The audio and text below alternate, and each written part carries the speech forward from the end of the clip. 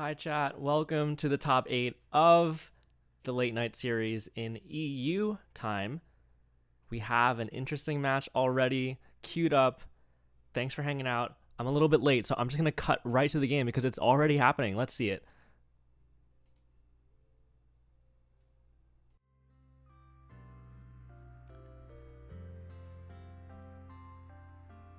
So this first game that we have streamed right now is our match between Greninja Boy and Mr. Soda King. So this is one of our top 8 matches. There are 4, so we might jump between them. But currently, this first one is the Mew VMAX versus Gardy matchup. I think it's a pretty balanced matchup, all things considered.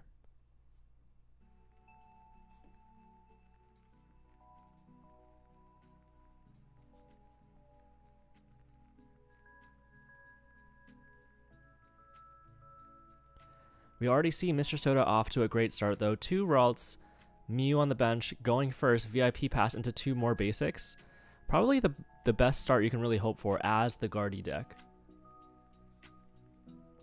So the game plan here for Gardy is either get off a really good start like this one, use some rare candies, use some Curlias, get an established board state to be able to deal with 2 Mews back to back.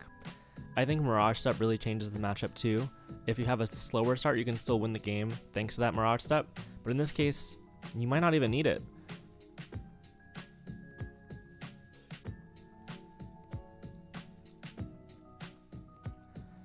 Let's see how Greninja Boy chooses to respond though. Greninja Boy having a pretty decent hand of his own. But I do think if both players draw perfectly, this matchup should definitely be advantageous for the Gardy player, because the Gardy player can take those huge one-hit KOs, one-shot those Mew VMAXs for 3 prizes and kind of escalate the game that way, especially because Greninja Boy is playing that DTE Mew, no fusion energy, just Mew VMAX as your attacker. That being said though, Path, Judge, always a really powerful option, and I think that's what we're going to be seeing already turn 1 from this DTE Mew deck. So it's going to come down to if this Judge sticks and how that goes, how Mr. Soda can respond, if Mr. Soda is able to find any Curlias, any draw supporters off of this Judge, and we do see the Path and we see the Mew VMAX. So this is basically all that Greninja Boy needs to keep playing this game. Another Judge in hand, a Path to the peak, a Mew VMAX is already ready for next turn. So this is, I think both players have as good of a start as they could possibly hope for. It's just going to depend on how Mr. Soda can respond with this Judge.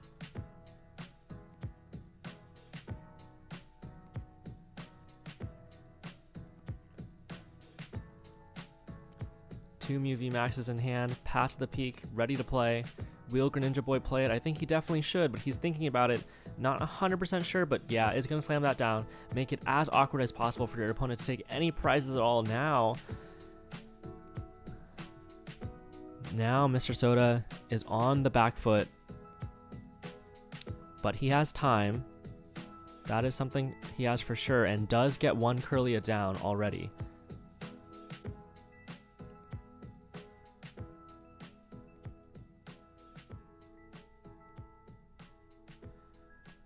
One refinement, discarding a Psychic. Getting those Psychic in the discard is definitely a huge factor in this matchup. You do need a lot of energy attached to either a Gardevoir or a Zacian V to take a one-shot on a Mew VMAX, a one-hit knockout.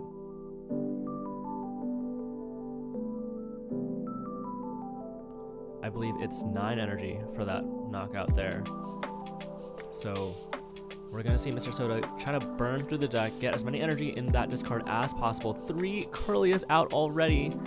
This is a really good start because now those Judge Paths that Greninja Boy has been relying on, they're not going to stick nearly as well as they were in the past because you have 3 refinements to work with.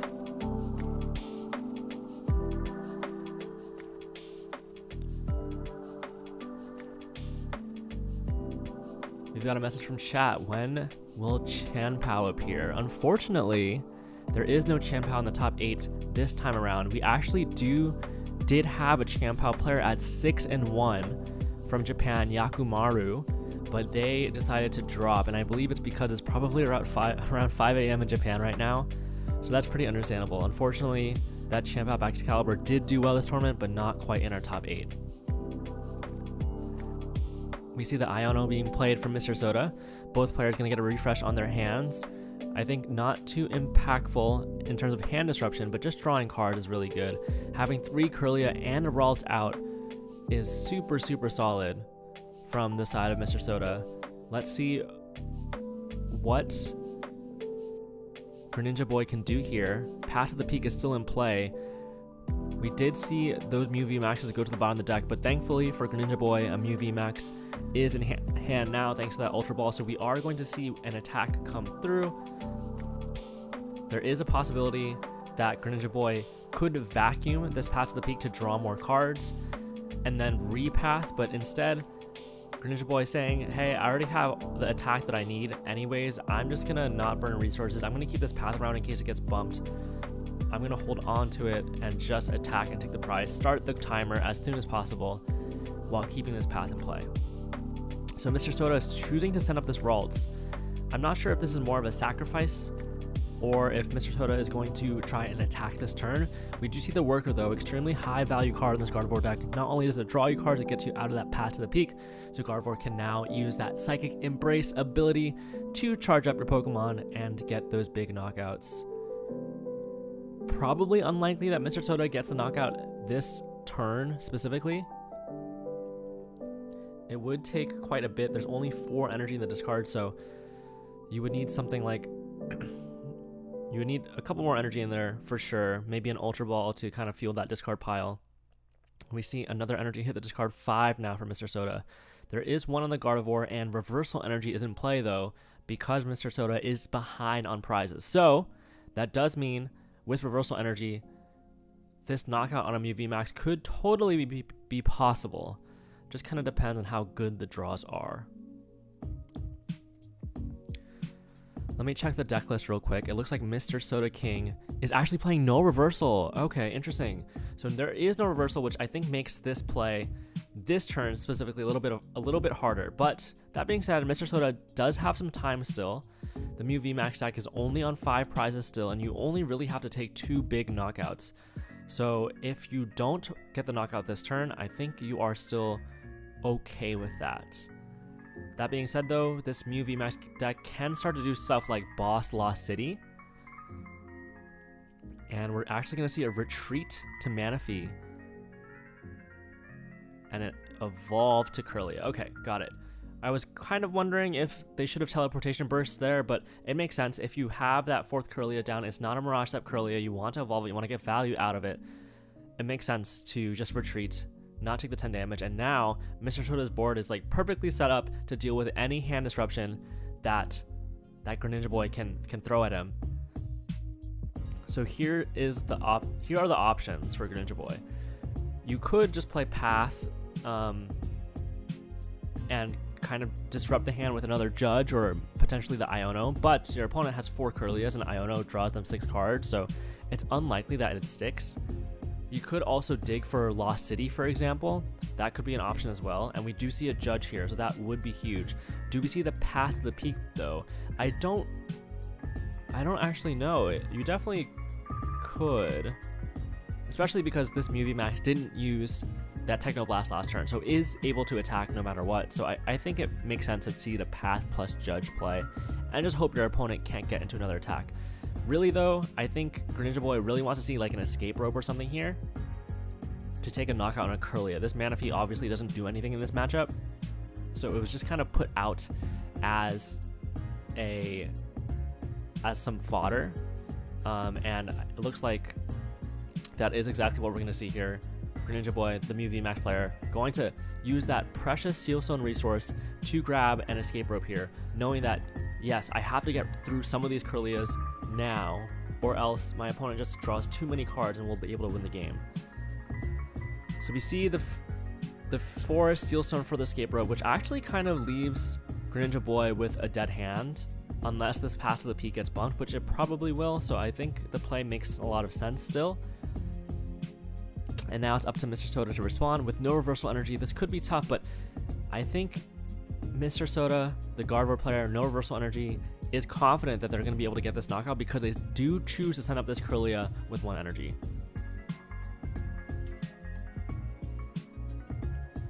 It's interesting seeing a Gardevoir deck without any Mirage Step Kirlia and without any reversal energy. This is kind of more a return to what Gardevoir decks were like previously, before the Obsidian Flames formats, before reversal energy, before even Paldea evolved even. We see 1 Kirlia becoming a Shining Arcana Gardevoir, but not the one in the active, which is interesting. So we'll see what Mr. Soda chooses to do. There are a couple options. You could retreat into Manaphy again. You could attack and just do some damage to make the KO easier next turn if your opponent doesn't use Psychic Leap, or if they don't retreat into another Mew VMAX. And if stars align, you can take the knockout, of course, but I don't think we're quite getting there, especially with the Path to the Peak still being in play.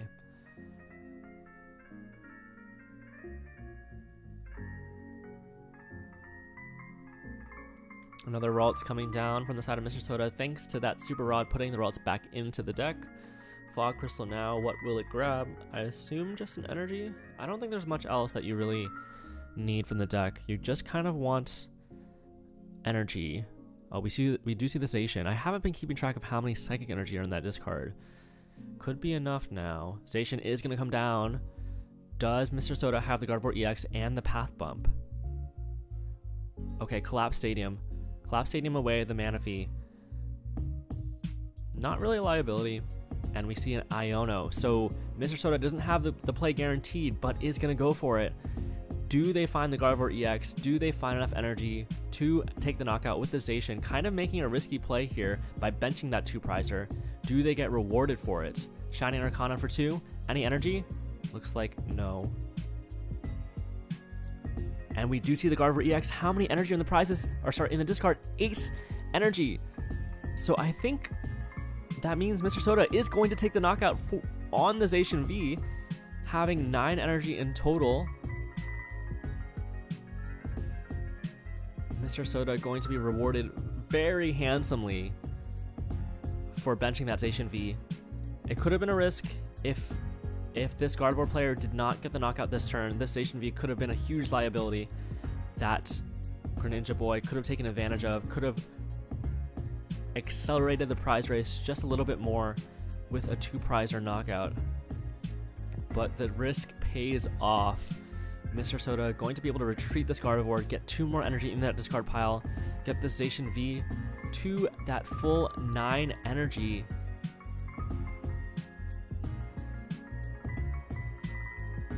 And they're going to take the knockout.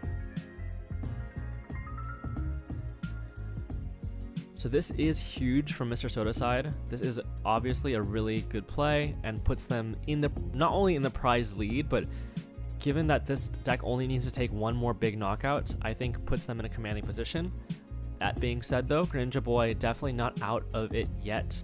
There's still hand disruption plays to be made, especially given that there are no Kirlias, only 2 Shining Arcana Gardevoir. So something like a Path Iono here could be very impactful.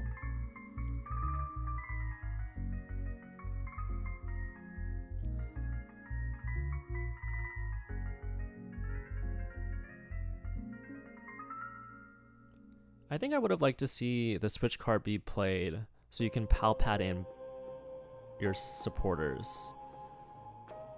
But now instead, you're going to have to dig those supporters with only a couple in deck. And you do, Greninja Boy still does see them. Iono, 2 VIP pass were clogging the hand, but now that they're to the bottom, does Greninja Boy get the attack here? DTE, so the attack is here. And there is a path as well. This is basically as good as Greninja Boy could have hoped for. They didn't refresh the bench to draw too many cards, but drawing into Iono into path is exactly the win condition that Greninja Boy needs to win this game.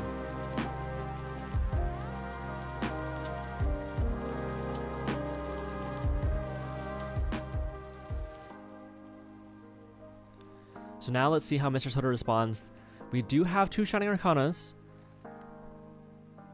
but a Gardevoir, you know, you do need those 9 energy to take a knockout, and a Gardevoir with Shining Arcana only has 140 HP, so you can't Psychic Embrace enough energy on to win the game that way. And also, actually, because of this Box of Disasters, if Mr. Soda takes a knockout with a damaged Zacian V, which he kind of has to, we would get into a sudden death state. So even though Mr. Soda took a huge knockout last turn with that Zacian V, we're kind of in a strange position where Mr. Soda might be playing for that tie, for that sudden death.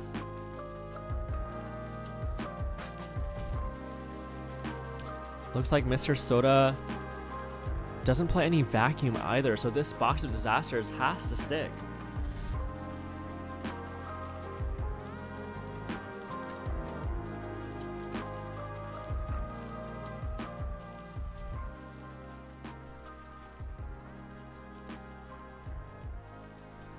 Pass to the Peak is going to get bumped by that Champions Festival, though. Okay, so that is something that could matter here. Mr. Soda can now attach up to 8 energy with that Psychic Embrace, I believe, if I'm not mistaken. No, sorry. 7, right? 7 energy still with that Champions Festival. So you can attach 1 from hand, and you can maybe get 1 off of Shining Arcana, but I think we've seen both Arcanas already, so unlikely to happen. We'll see if Mr. Soda chooses to put some Psychic Energy back in the deck for Shining Arcana to proc, because you kind of need it at this point.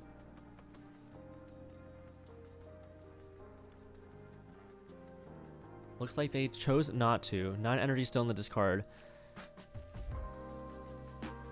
Psychic Embrace going to go for the 2-shot here in this case. And this is a way to get around this Box of Disasters, but it can be potentially dangerous if Greninja Boy has a way to Psychic Leap and still take the knockout.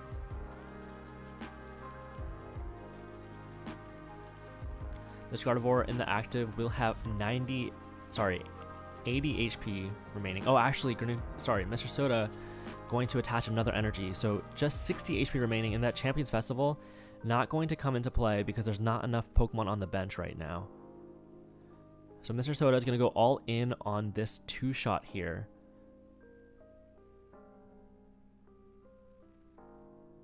But I think putting this many energy on the Gardevoir means that this lines you up really nicely for a Psychic Leap play.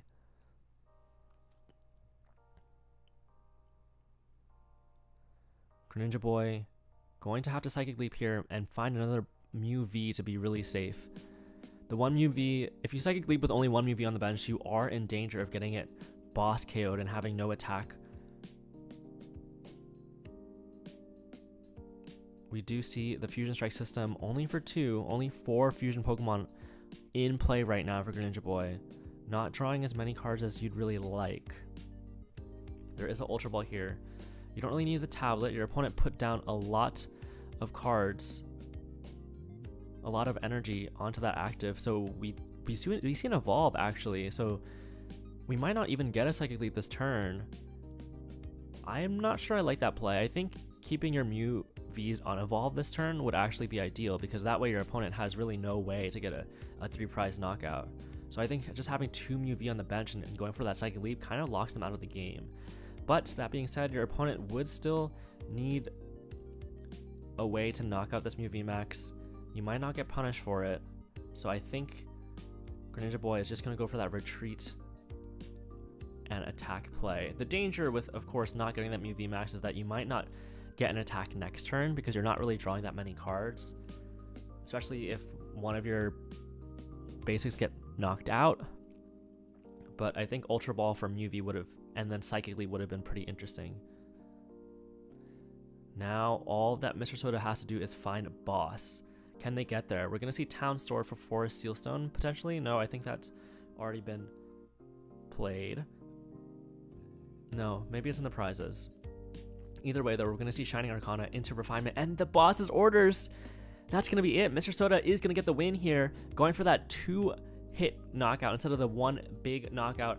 is going to pay dividends. Mr. Soda taking the win 1-0 so far in this best of 3.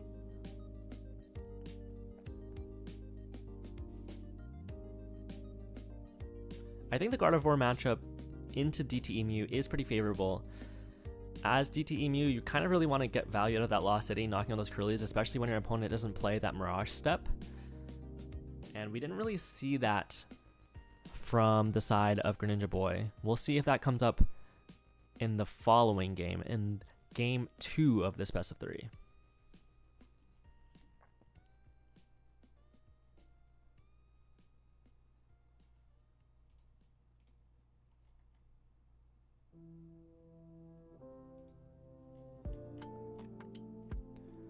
So I imagine DT Emu will get to go first this time after losing, which is really good because you get to attack even before your opponent can set up any Curlias. I think it's a big advantage going first, for sure.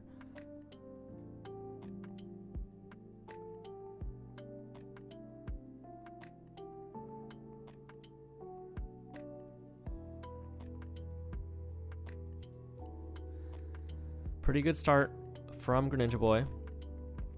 Genesect V, VIP pass. Not much more you can ask for. Ultra Ball, Cram, you know. So I think you kind of want to just set up your board. Don't think you need to path this turn because your opponent can't ever really use Gardevoir EX on their first turn. You could path to stop the concealed cards from coming out, but I think that's such a minor advantage that you want to just keep yourself unpathed. Oh man. Greninja Boy actually going for 2 Mews off this VIP pass and cramming after playing the VIP pass. I think I would have liked to see the cram come out first.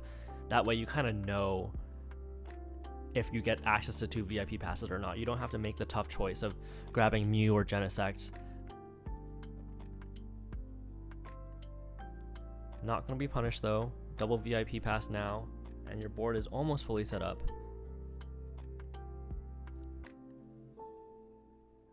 We see a Fusion Strike system for 1, and I think Greninja Boy is thinking about holding on to some of these cards in the hand.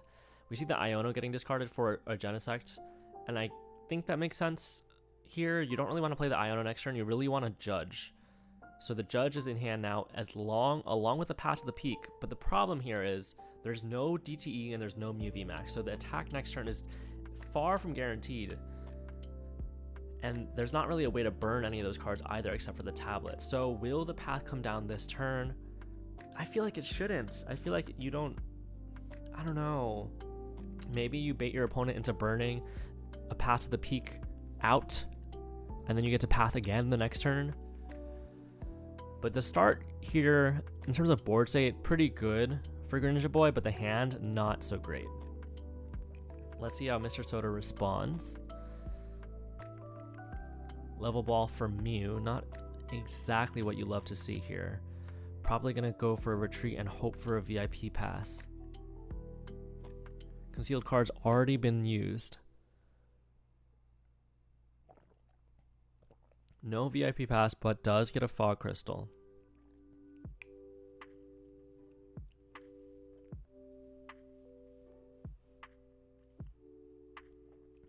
Mr. Soda might only get 1 Ralts here into play. And this is a time where you could really punish that with Boss's Orders. Actually, okay, already has another Ralts in hand, so 2 Ralts. Not too bad, not ideal, but still playable, still something you can work with. Especially if your opponent misses attack next turn, which is very possible with his hand. I think as the Mew VMAX player, you kind of just have to judge and not play the Path to the Peak because you are just way too far away from getting a knockout. You need Mew VMAX, you need DTE, and you need to switch out. So I think you need to draw a bunch of cards, and Path to the Peak will not help you get that. Zacian V is going to come down, interestingly enough, to get that Roar of the Sword value. Where will it go? Will it go on Zacian? Will it go on our Ralts? Choosing to put it on a Ralts to set up that 9 energy play that we were talking about before. You kind of need extra attachments to get value there. Boss's Orders comes into the hand for Greninja Boy, but you can't really take advantage of it with this hand. You just have to judge. And given that Mr. Soda didn't play a supporter last turn, probably pretty happy with this judge. We see Switch Card, we see Ultra Ball, pretty good, but you don't really want to give up this Lost City, to be honest. I think you just want to play the Lost City and then draw 4. I mean, I guess this turn you can't boss anyway, so maybe you don't play the Lost City. Okay, so we see the attack come through, and I guess you just path this turn then after drawing a little bit more, because you probably want that Lost City to hit on a Ralts and combine that with the boss next turn. Yeah, so I think you just path this turn. Maybe save onto this box because you might get chipped for like 10 damage given the odds of you getting knocked out here in one shot are so low. So I think you keep the box of disasters or attach it to your bench movie if you really want. We see Ultra Ball getting rid of Lost City boss's orders. I don't know about that play. I think Lost City is so good in this matchup, especially if your opponent isn't going for that Mirage step. Instead though, Greninja Boy going to choose to draw more cards instead of holding on to those resources. But Lost City boss next turn would have been pretty devastating to Mr. Soda here.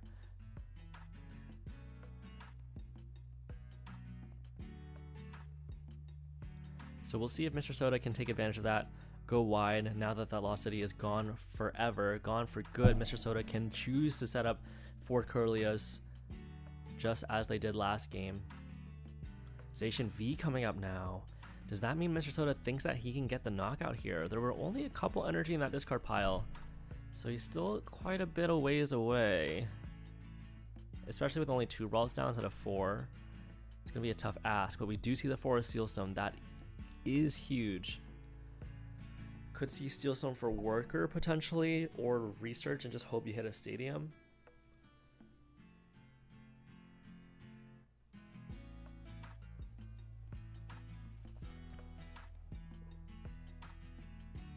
Okay, we do see the Worker come down, but man, you need so many cards to be able to make this one shot happen. Thankfully though, given this board state, given Greninja Boy benched 4 Genesects and not an additional Mew, you know that Psychic Leap will never come down. So if you get any damage off onto this Mew VMAX, it will be a 2-shot for sure.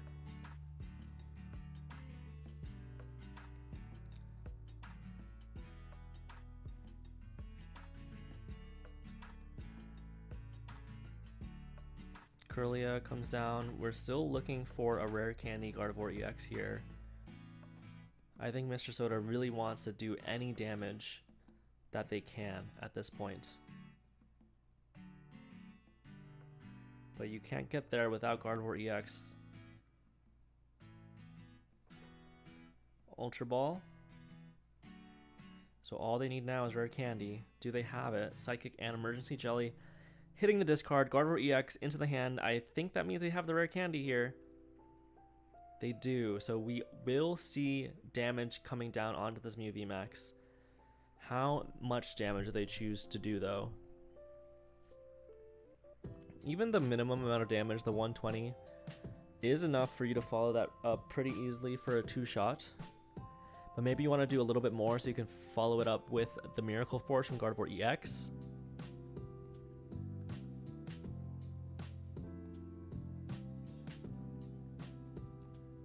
So with 5 energy, this Station V will be doing a good 210 damage. And now Greninja Boy is kind of in a pickle. Nothing you can really do to heal this Mew VMAX. Can't Psychic Leap it. I don't see anything like a Collapsed Stadium in the list for Greninja Boy. So this Mew VMAX will be there and will be damaged. The Box of Disasters though could be very impactful here. And there is a judge and there is a path to the peak. I think you just play the path probably without playing the judge. And just save the judge for next turn. Actually, not gonna retreat here. I think I would have liked to see the retreat, given that your opponent is path and only has 3 cards in hand. I think just forcing your opponent to have the boss's orders makes the most sense, especially given that it's not guaranteed that your opponent can even get the one shot on your bench Mew VMAX. So I think you just retreat and take the knockout with the benched one. But now Mr. Soda's knockout on this Mew VMAX is pretty much guaranteed here. Interested to see if we see a sudden death scenario, because it could possibly happen yet again if Mr. Soda has to take a one shot knockout with Zacian V instead of with Baby Gardevoir. Champions Festival comes down, so we might see some Champions Festival value if 2 more basics come down into play. You can attach an energy onto that bench Kirlia, Champions Festival once, and you get more Psychic Embrace value that way. You get to attach more energy without knocking yourself out, which you are not allowed to do with that Psychic Embrace.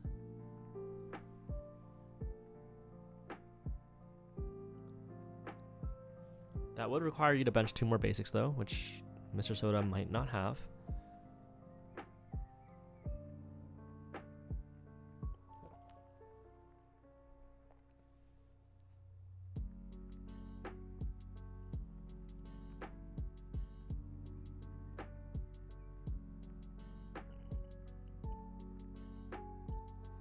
I think the best play here is probably just to knock out with Gardevoir EX. I don't think Greninja Boy has really any resources left in deck to be able to deal with that. Mew VMAX lists aren't playing that cleansing gloves, so you would need way too many tablets to be able to threaten anything like that. Okay, we do see the full field come through from Mr. Soda, meaning that you can use the effective Champions Festival if that Cresselia gets benched.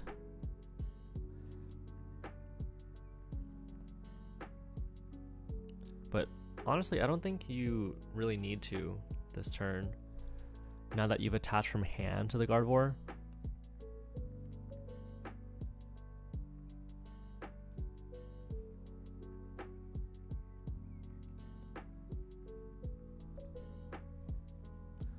Maybe you should anyways, in case this Champions Festival gets bumped. So I think... Oh, so we're going to take the knockout with Cresselia here. I think that makes sense. And I think you also should attach 1 extra energy to that bench Kirlia with no damage on it. And then Champions Festival heal. Get some more value out of that Champs Festival and set you up really nicely to get a knockout, a one-shot knockout on a VMAX the next turn if your opponent can't do anything about it. So Champs Fest coming through. We see the retreat from Kirlia.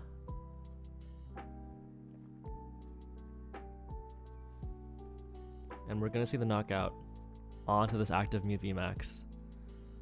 Again, I think it would have been nice to see the retreat into the fresh Mew VMAX and just force your opponent to have the boss instead of being able to play whatever supporter they choose. So now, Greninja Boy has to deal with the consequences of not having sent that up. And let's see what he chooses to do. Hopefully he sees that the biggest threat on the board definitely is that Kirlia with 3 energy. If you can boss KO that, I think, given that your opponent doesn't play Vacuum, I think that locks up at least a sudden death scenario in this game.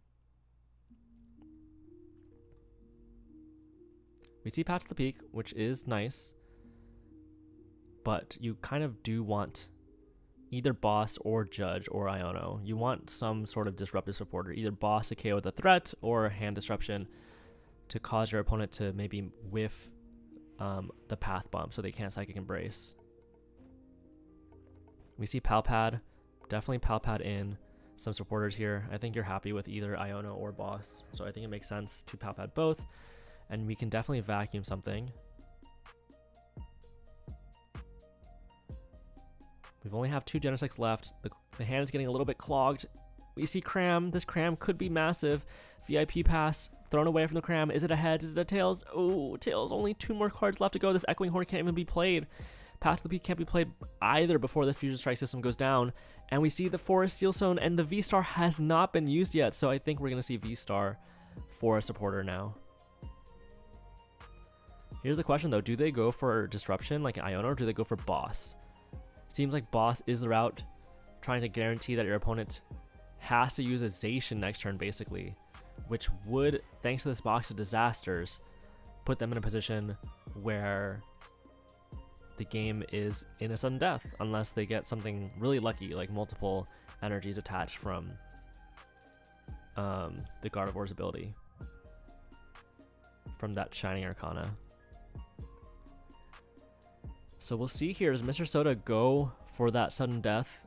I think it's probably favored for Mew if it does go to sudden death. Guardy sometimes struggles taking those early prizes, whereas Mew doesn't.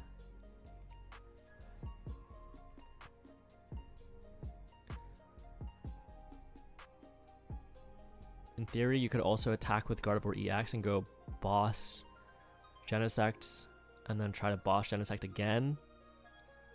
Or boss Mew V, and then boss Genesect. But that might be hard to do if your hand gets disrupted again. Oh, actually, the Pass of the Peak didn't come down. I'm not sure why it didn't. I feel like Pass of the Peak should have come down this turn.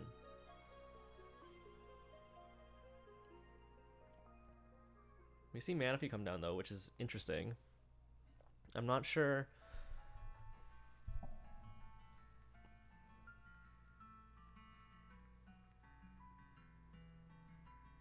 I'm not sure what the Manaphy is for. Maybe just to thin it out of the hand. We know that without Reversal Energy, Mr. Soda can't get the knockout with this board now. There's no Zacian V. So they can either choose to boss knockout a Genesect or Mew. They can boss knockout the Mew V, or they can attack in the active, knowing that it's not really safe for their opponent to Psychic Leap with only 2 Mews in play. And actually, Collapse Stadium coming down from Mr. Soda, keeping the Manaphy on board. I'm not sure why. So discarding their Gardevoir EX. Maybe just to get another Kirlia in deck to draw more cards.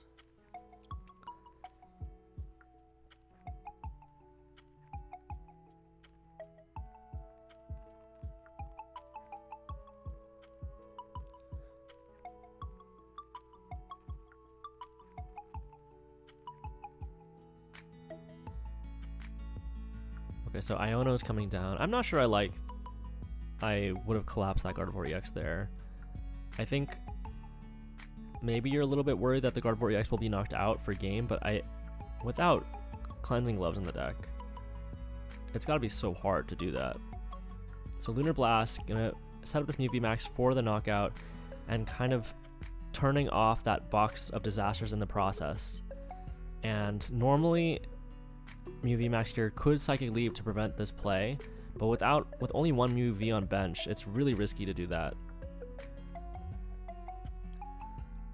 Collapse, though, actually saving Greninja Boy, though. Before, it was impossible to have another Mew V on bench, but now, thanks to that Collapsed, totally could Psychic Leap here. Just needs to find another Mew. So I'm not sure what that Collapse play was for. Maybe seeing that your opponent had access to too many tablets, you were a little bit worried.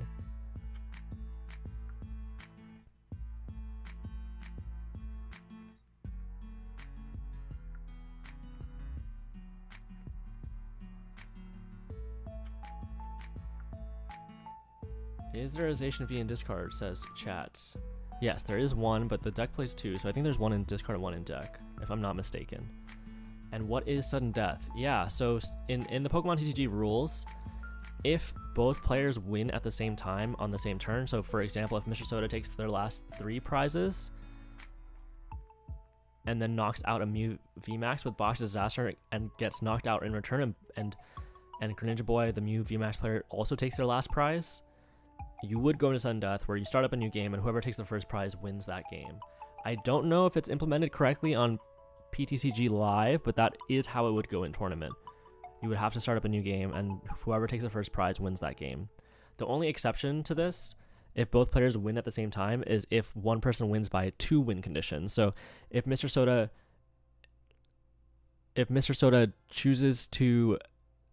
gets a knockout and Greninja Boy has no bench Pokemon takes the last prize and benches them at the same time, then they would win, even without the sudden death.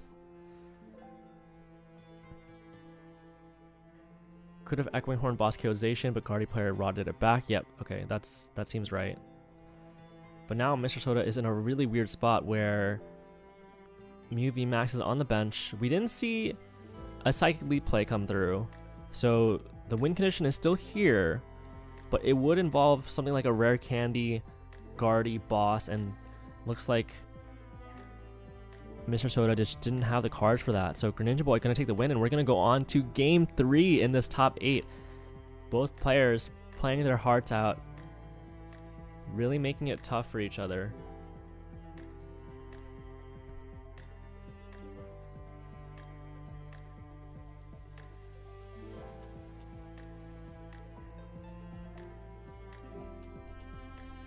Mr. Soda, though, is going to get to go first, which is a huge advantage in this matchup.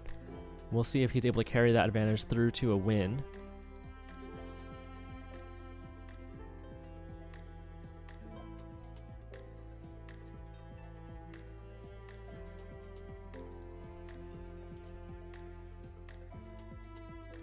A little bit of a slower start last time. Only 2 routes on the bench turn 1, going second, and no supporter. Let's see if Mr. Soda can bounce back and get those 4 routes down as soon as possible.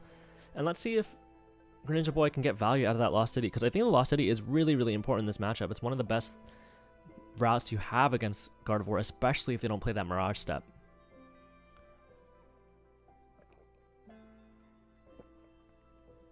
We see another Greninja start from Mr. Soda, which is not usually ideal, but it could be good if you have enough VIP passes. We do see the 1 so far.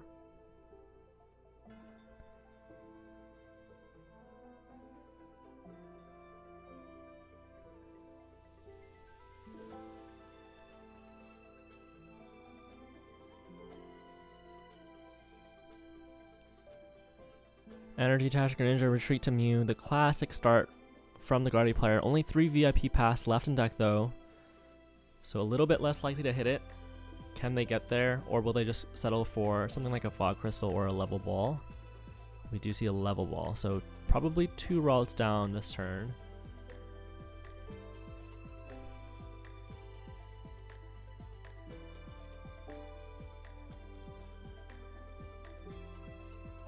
Oh, another Level Ball, so yet another route's coming through. A 3 route start, nothing to scoff at. Probably pretty happy as a Guardy player. Now it's up to the Mew VMAX player to respond here. Something nice about the DTE Mew matchup is that even though they have a lot of disruption and it's really annoying, the one thing you can be happy about as a Guardy player is that they're never going to be able to take a knockout here on their first turn going second. There's no LSS Sparkle, there's no Fusion Energy, so you're just going to have to hold on and wait as Mew VMAX and just hope for disruption next turn. And we see the hand is a little bit clogged though. VIP pass for 2 Genesects, 2 vacuums in hand, unfortunately, with no targets for them, and Palpad with no target for it. Next turn, you probably can draw some cards here, playing that tablet and playing that Mew VMAX. But a bit of a slower start for sure. And let's see if Mr. Soda can punish it with a quick knockout on a Mew V.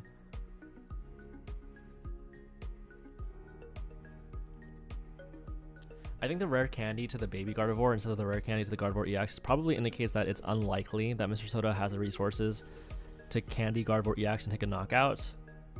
So I think Greninja Boy might be safe this turn. But that's not guaranteed. We could still see it. Rare Candy. Oh, Gardevoir EX. That second candy is live. Fog Crystal coming through.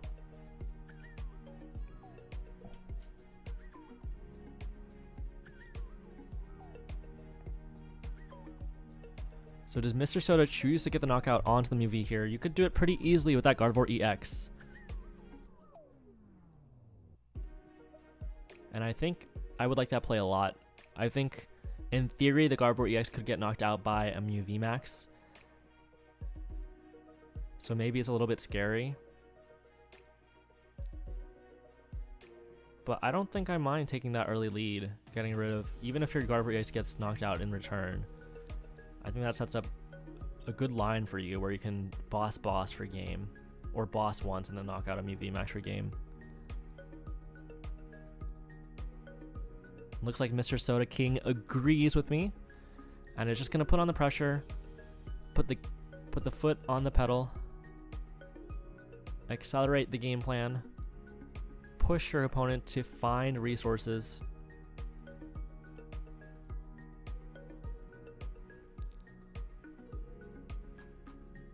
Gardevoir EX going to use that Miracle Force attack for 190, being just enough to knock out this Mew V. Nothing like an Oricorio in the deck for Greninja King. Sorry, Greninja Boy.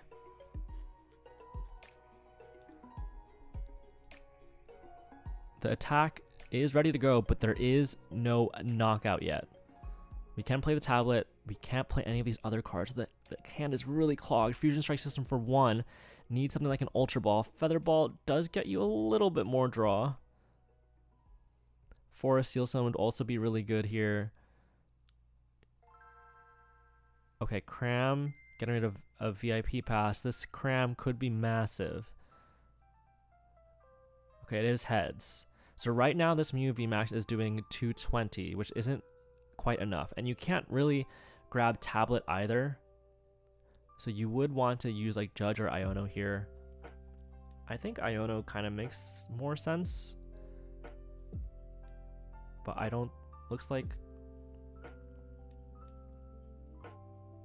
let's see if Greninja Boy is able to get it off the Judge. We see Forest Seal Stone come through because you have to vacuum it away. Forest Seal Stone for a tablet. The unfortunate part of this is that you do have to vacuum to draw more cards, but you're also getting rid of a target in your deck. So there's only 2 tablets left, and you need to hit one of them off of 4 cards. Does he get there? No, not quite. So this knockout is not happening. Just 20 damage short. And that's why we saw when Gardevoir was most popular, we saw the Mew VMAX players playing those cleansing gloves for this exact situation. Just makes it a little bit easier to reach for those knockouts onto the Gardevoir EX.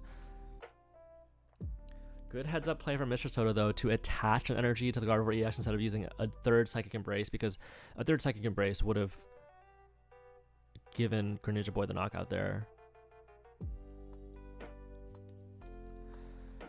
Now that Mr. Soda has taken a knockout with 2 prizes and lives that turn, this is basically the perfect setup for Gardevoir.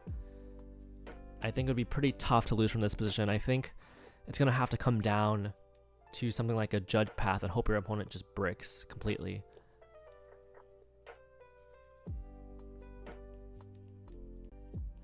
Mr. Soda probably ideally would want to take a knockout here, and does have boss's orders, so that does get you there.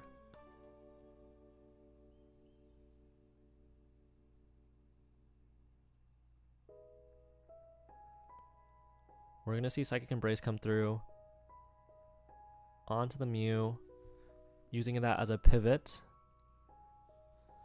I think taking the knockout here at Gardevoir EX is just fine. You probably want to save onto your draw power.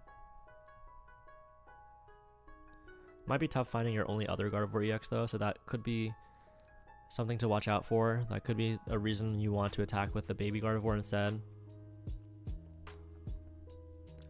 Oh, we see Ultra Ball. Sorry, we see Ultra Ball throwing away Super Rod. Oh, another Gardevoir EX already going to come out. Okay, so that makes sense.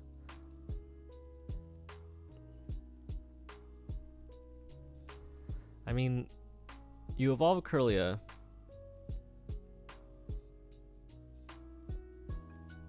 Okay, retreating into the fresh Gardevoir EX, knowing that your opponent had burned resources, has burned tablets. Only 2 tablets left in deck. Your opponent needs, I believe, 1 if you're going to put the full 60 on.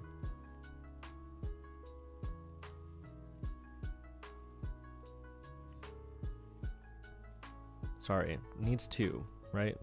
Yeah. Needs the 2 tablets remaining to be able to take a knockout here.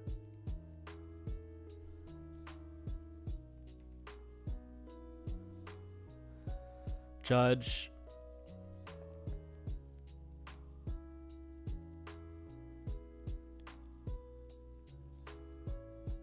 Let me see Cram.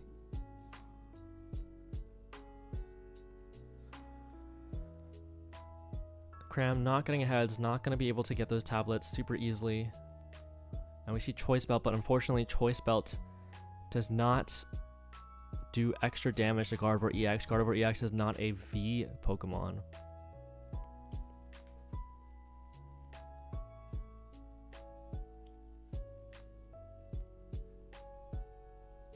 Two tablets are still there in the deck.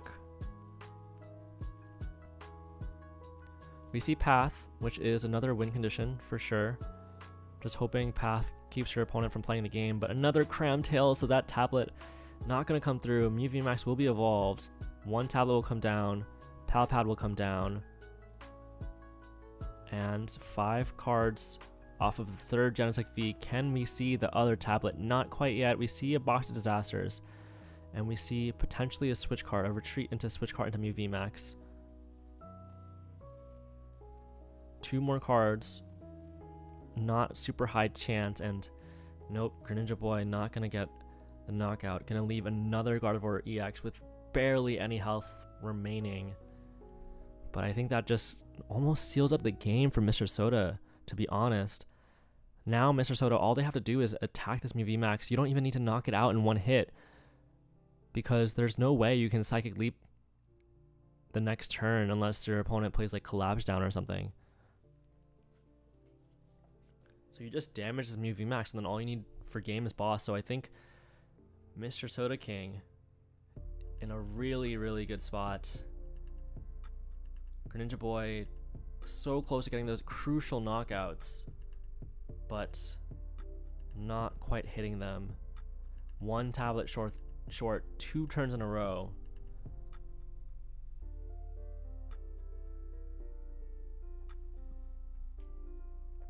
I think we're seeing why the Mew VMAX deck used to play those Cleansing Gloves. Emergency Jelly gonna come down to this Gardevoir EX. I don't think it really matters in this case. I think you just gotta attack and then find a path bump with a boss next turn. And it shouldn't be too hard, you have plenty of time to do it.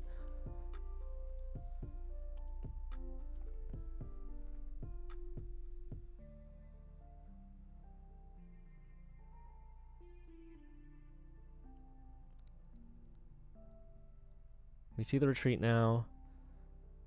Judge being played, just disrupt your opponent's hand a little bit.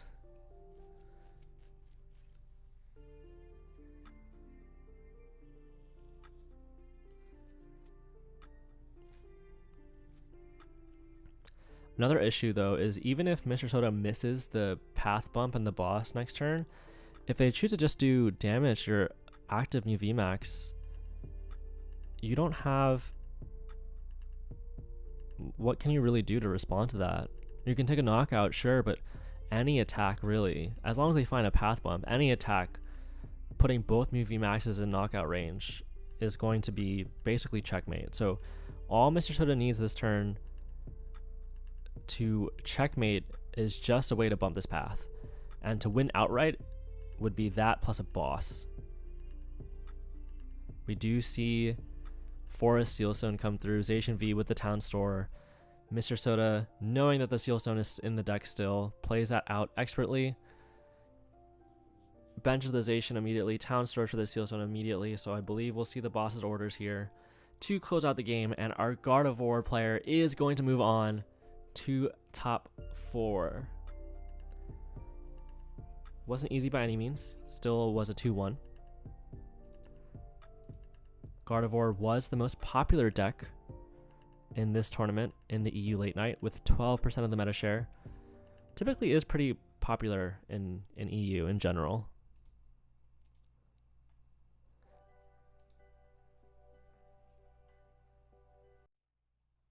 And there we have it. That was our top 8 match. And with that, that was actually our last top 8 match that was still going. So we will be right back in just a few with our top 4 match. Let me get that going for you.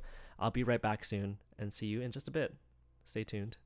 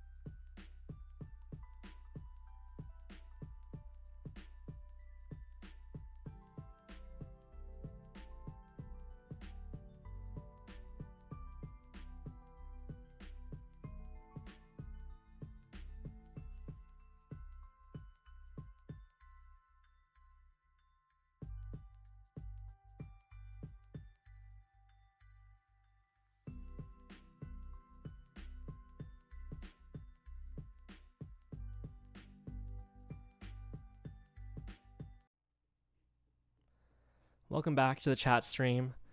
We are here with our top 4 match featuring legendary player Pedro Torres versus the Gardevoir player we just watched on stream, Mr. Soda King. Let's go ahead and tune in to how that match is going so far. I think they're about to get started.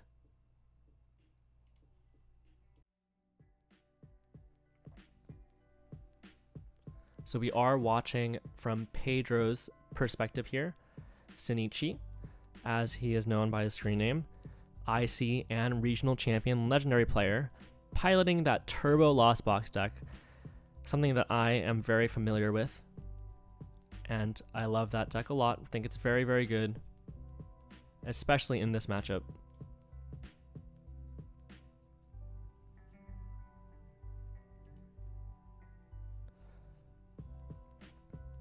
This hand, though, not so great from Pedro. Not what you're hoping for. Not a comfy start. 4 switch cart. I don't know if I've ever seen 4 switch cart before. Heavy ball being played immediately, but there are no Pokemon to be found in those prize cards. You would have really loved to see a Comfy or a Greninja in those prizes. Unfortunately, not going to be the case. Just going to have to remember those prizes and take advantage of that info later. But this heavy ball, unfortunately, useless in this game. This Pokestop is going to have to be huge. We did see the top deck of the Nest Ball, which is not bad. I think you Nest Ball out a Comfy here and then Pokestop.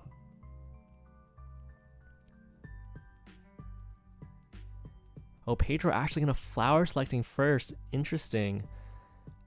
I think Pokestop makes more sense because you get to know what your hits are before you have to make a decision. But either way, it's pretty close. Pokestop, will he get any value out of it? No. Only an escape rope and a lost vacuum. So all these switch cards are just going to be sitting in the hand, not going to be able to be used unless Pedro can get into more Comfies onto the bench next turn, which is hard when VIP Pass is not active anymore, not live. Thankfully though, Pedro has a turn to kind of set up, has a little bit of freedom, especially if he can draw into a Chorus's Experiment, because Mr. Soda playing the Guardy deck will basically not do anything this first turn. We'll just have to set up the board. Worker coming through, and Pedro going with a cheeky, sarcastic thumbs up. Pedro really needed that Pokestop to stick around. Needs to find those nest balls really badly.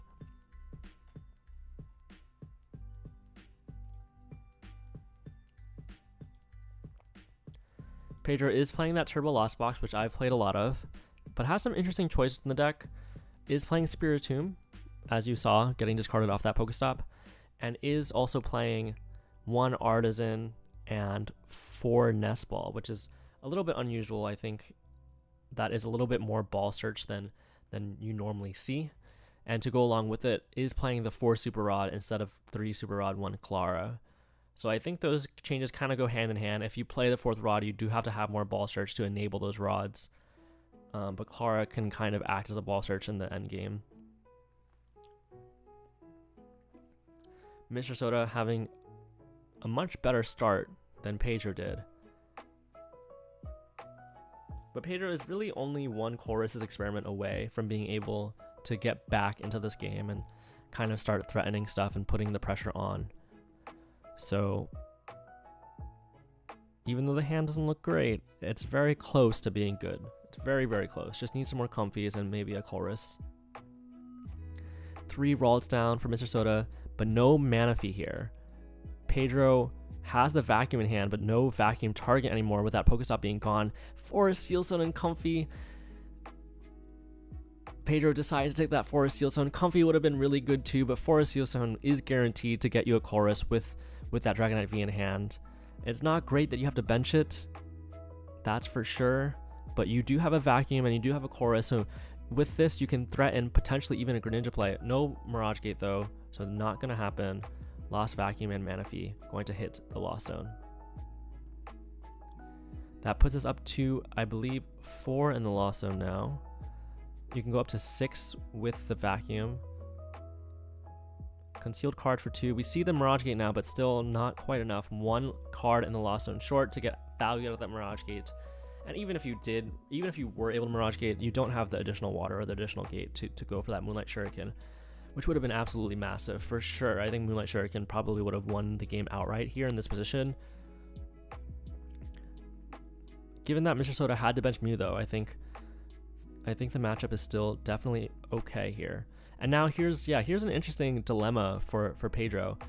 Do you switch card into Cram and knock out the Mew, or do you escape rope, assuming your opponent will probably bring up that Greninja? And the problem with hitting into Greninja is that this can get collapsed, this can get healed with even Champs Festival and Cresselia. So it's not great value to hit into Greninja, but it's not great value to hit into a Mew either. You kind of want to save that for a Sableye Lost Mine play. Mr. Soda really happy with how these first 2 turns have gone, not being punished for the lack of Manaphy on the bench just yet, but does have to find it this turn. Hopefully it's not prized.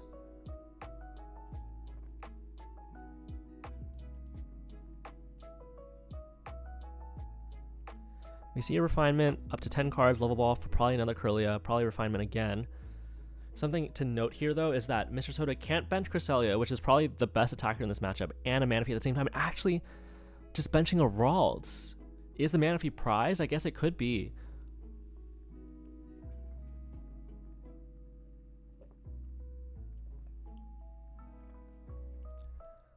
I really don't agree with this Ralts bench, because even if you don't have access to the Manaphy, I think this just makes it too easy for your opponent to clean up a Curlia and a Ralts with the Greninja. Maybe you don't get punished for it. Maybe Pedro doesn't get into that Greninja attack.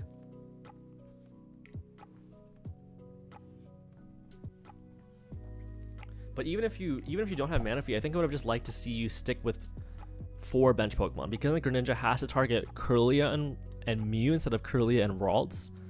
And I think you would prefer that, because the Mew is just too good of a Sableye Lost Mine target. It's just too low HP. So Pedro here, all they need to find is a Moonlight Shuriken and knock out that Curlia on the bench. And I think you're really happy with where you are in the game. Alternatively, Pedro could also go for the Dragonite V play and do 250, given that, okay, never mind, Champions Festival is going to come down. So this Gardevoir EX can't get knocked out immediately from Dragonite V. So I think Greninja just knocking out that Curly on Ross before they have a chance to evolve, before they can turn into some big beefy EXs and be a nuisance with their high HP total, I think the best thing is to just go for that Moonlight Shuriken. And given that we know that there's a Mirage Gate on the bottom of the deck, Artisan I think makes sense. You just play it immediately because you want Mirage Gate really badly. Either one Mirage Gate or two. Oh, and he has to decide between Comfy and Sableye, but I think it's a pretty easy choice because you already have a Comfy in hand. Even though you've lost on one Comfy, you need the Sableye for the late game, so I think Pedro will probably stick with that. Oh, sorry, that was an Artisan choice, not a Flower selecting choice.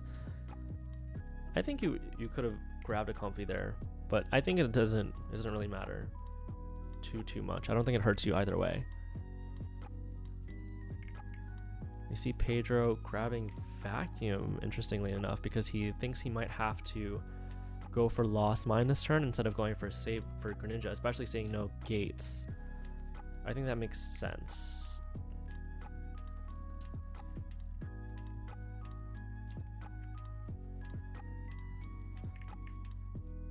Yeah, I don't think you need the Super Rod here. I think you just take the Switch Cart, Psychic, and Vacuum. I mean, your deck plays 4 Super Rod, and I think, especially given that you haven't had to Lost Zone a Sableye yet, I think you're okay with Lost Zoning one Super Rod. I don't think that should be too big of a concern. Flower selecting, can we see the Mirage Gate? Can we see that Moonlight Shuriken? No, just gonna be a Colress, and there's no way to get it here unless you concealed cards into Water or Gate and then Flower selecting into the other.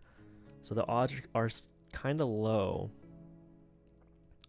You can't play Pokestop either because you play the Artisan this turn. So there's a very few combination of cards that get you into the Moonlight Shuriken this turn. Thankfully though, we do have the backup plan of using Lost Mine, which is good. Not as good, but decent.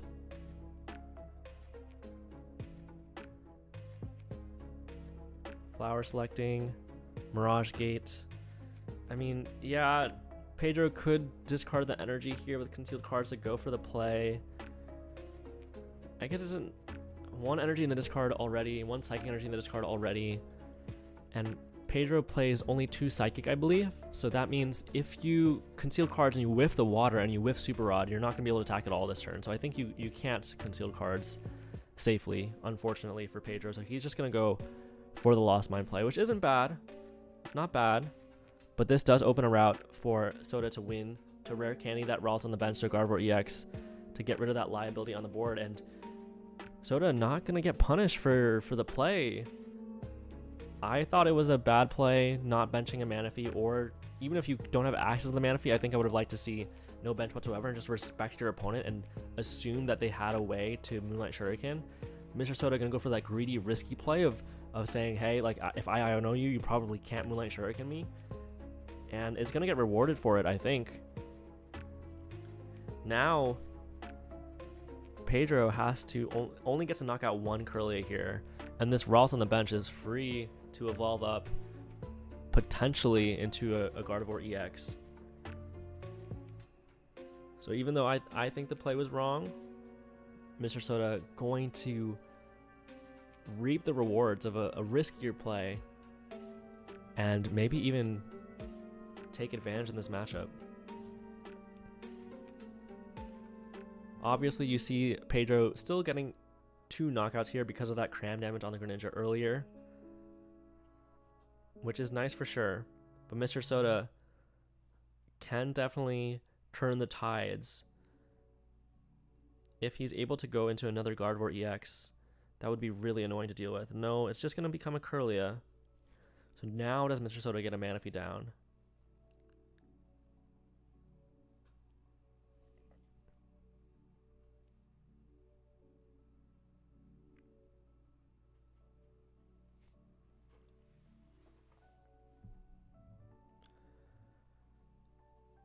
I think I would have liked to see Shining Arcana come down before this Curlia got evolved, in case you did find a Rare Candy Gardevoir EX play, or even a Rare Candy Baby Gardevoir play, to be honest. because right now that Kirlia just doesn't have enough health. You need big health bars on the side of Guardy to be able to win this game.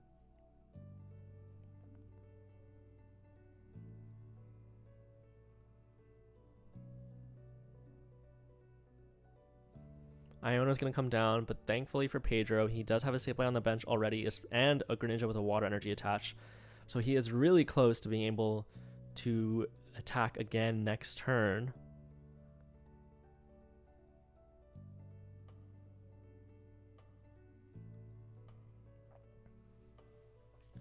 I imagine we'll just see a Moonglow reverse probably onto the active Sableye. As long as Mr. Soda King has enough energy to do that. Would need just only 2 energy in the discard to be able to, and does have it.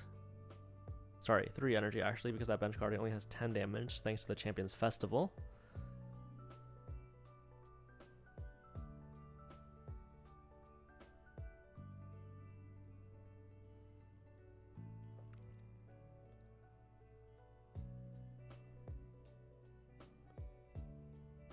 Soda hasn't gotten punished for not having the Manaphy yet, but it could come through this next turn. It could play a role, knocking out that Kirlia and Mew at the same time. And I have confirmed that Mr. Soda King does play the Manaphy, but maybe it's just prized, given that it's been so long. He had so many opportunities to play it down, so I'm assuming it's just prized. But this kind of showcases the power of the Turbo Lost Box deck in this matchup. So powerful, because even though that basically Pedro had not that great of a start, having to cram into Greninja, having to Sableye instead of Moonlight Shuriken. But even given all that, Pedro is in a commanding position where basically only Iono is a win condition right now for Mr. Soda.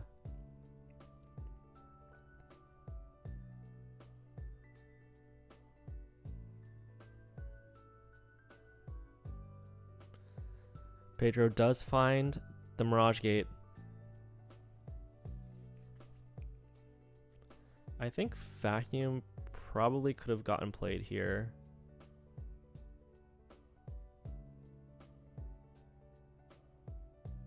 Just to thin it out of the hand so it doesn't get Iono'd and then shuffled back into the deck. Oh, I guess, yeah, Pedro already used the V-Star for Colress, so yeah, I think you just vacuum away the Seal Stone. And Pedro chooses to Moonlight Shuriken the bench Guardy instead of the Mew, which does get you a little bit more damage, but the Emergency Jelly is going to come through, so now I forgot about the Emergency Jelly. I think Pedro was playing as if the Emergency Jelly wasn't a deck, wasn't a consideration, because normally at a regional in a closed deck list, that's what you would assume, but in this open deck list, Pedro should have known and is going to get punished for it. All Mr. Soda needs is 1 energy in the discard, do 20 more damage to your Guardy to proc that Emergency Jelly and heal that Gardevoir completely. So what I was saying before with the best win con for Mr. Soda was Iono and Prey, now that win con suddenly got so much stronger because Pedro needs to go take 3 prizes still, and with only 1 easy prize to clean up, I'm not sure the best way he can go about doing that.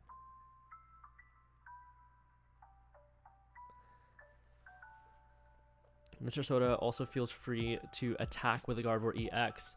Something to note is that Pedro is playing Spiritomb and not Drapion V. So this Gardevoir EX is completely free to take this knockout here and has no risk whatsoever of being knocked out in return. And suddenly, thanks to that Emergency Jelly, a position that looked really, really bad for Mr. Soda with Manaphy being prized has suddenly turned into something that looks pretty solid. I'm not sure the best way to take prizes here. I guess you just kind of have to knock out the Mew and damage the Gardevoir EX and then clean up with Dragonite maybe.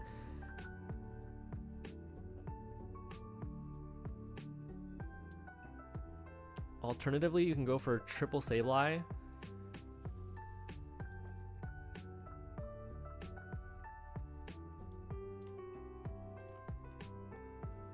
Mr. Soda King, though, does still have one collapse to work with, and that could be pretty impactful too.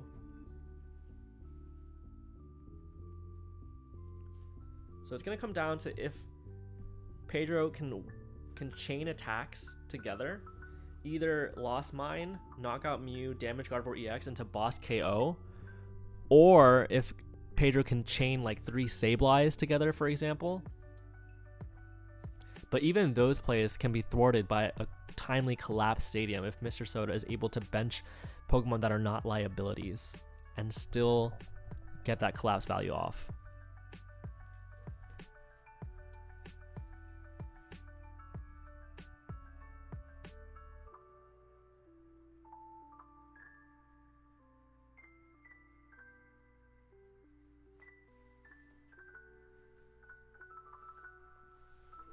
Super Rod coming through, putting back Sableye's and Psychics. I think Pedro is going to go for that triple Sableye route instead of the Dragonite boss route.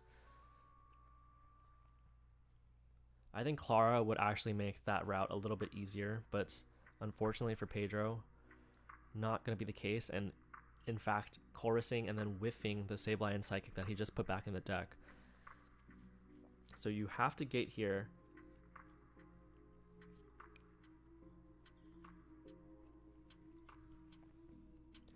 And unfortunately for Pedro, the resources are getting really low. Only 3 cards left in deck. I believe one is a Sableye, one is a Psychic, and there's a Super Rod in hand. So you just have to Lost Mine 3 times and hope your opponent doesn't have a way to collapse the damage that you do deal.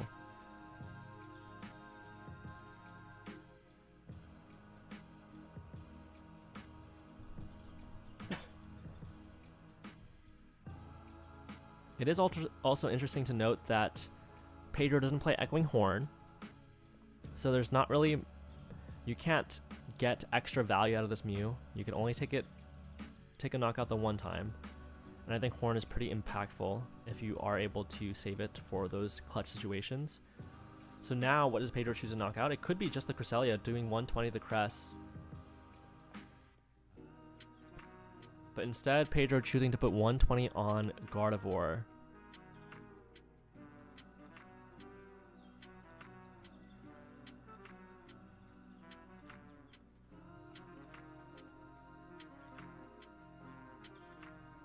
So basically Pedro has to go through Sableye next turn, knock out Gardevoir, knock out Mew, and then Sableye the turn after knock out Cresselia. Can Mr. Soda do anything to respond to that? They could collapse, but I don't know if they have the Pokemon, the basic Pokemon required to get collapse value, because you also don't want to put too many liabilities on your board, but maybe if they're 70 HP, it's okay. I also haven't been keeping track of if Boss is still in the deck, or I think it might be in the prizes, but I don't think Pedro has any Mirage Gate left, so I think this Station V is going to go unpunished on the bench. Both Station V are going to come down, probably the Collapse Stadium as well, and I think that might seal it up. There's just not enough damage left. Like, sure, Pedro can Sableye 2 more times, but where does that get you? It only gets you down to 1 prize, unfortunately.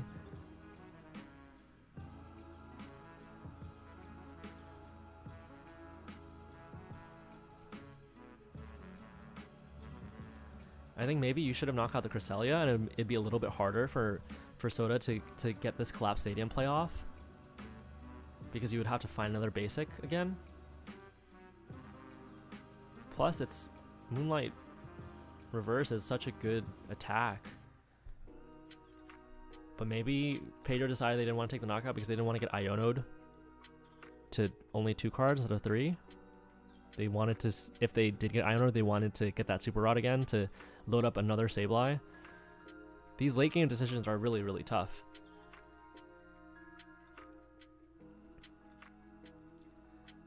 We see Worker come through, discarding that Collapse Stadium now.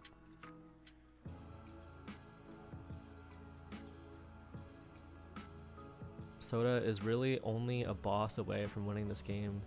And even if Soda doesn't find the boss this next turn, I don't know what Pedro can really do. Even with that Ralts bench, you still don't have enough damage to win the game in 2 turns, and that's all you got left.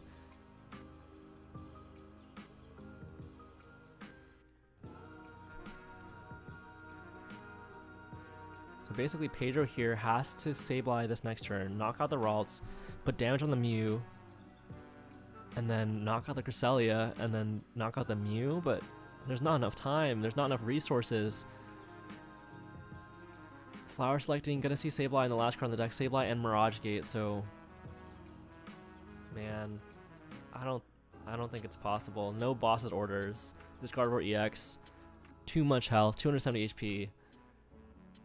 Like, sure, you can grab the Sableye, sure, you can switch card to it, attack with it, Lost Mine, whatever, Super Rod back another Sableye. But with the Mirage Gate gone, next turn you can't even Sableye. You're stuck. You won't be able to retreat into your Sableye because you're going to have to attach for turn, and then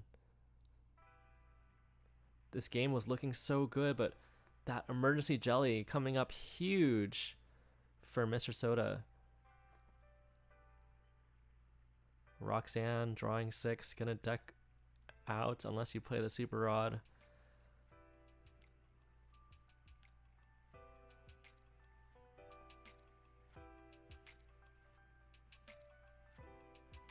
There's no way for, if this Sableye gets knocked out, there's no way for Pedro to attack next turn unless he gets something like a switch card and escape rope off the prizes.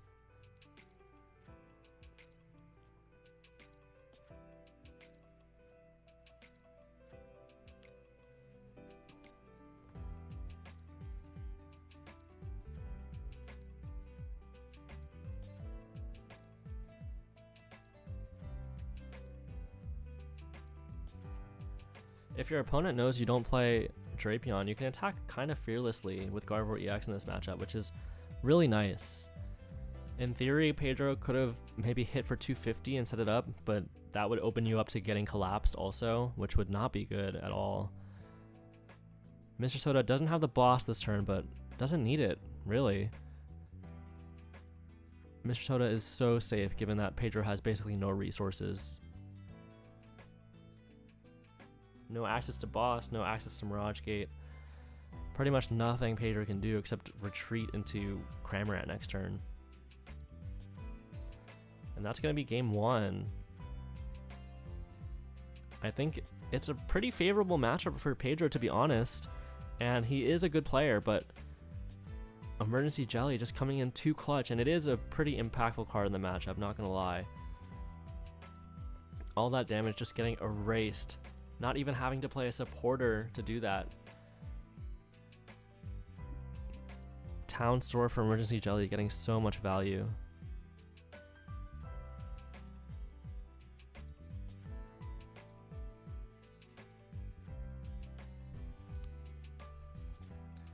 Okay, chat, who do you think takes it? Will it be the underdog, Mr. Soda King with the Gardevoir deck, with the advantage?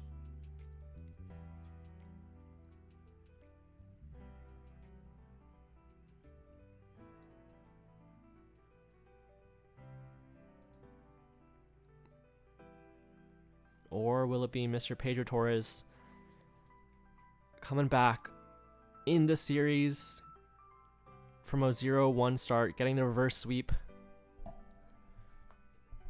This hand is looking much better for Pedro. Much, much better.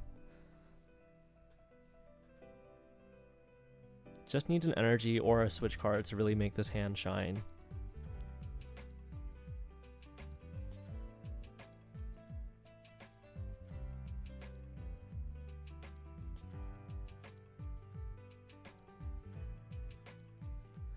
Did you see the energy come through? Nest Ball down. Oh, no Greninja. Okay, so that could be something that is a factor for sure, especially if Mr. Soda doesn't get a Manaphy down like last game. No Greninja means I think you should just Nest Ball for Cram here.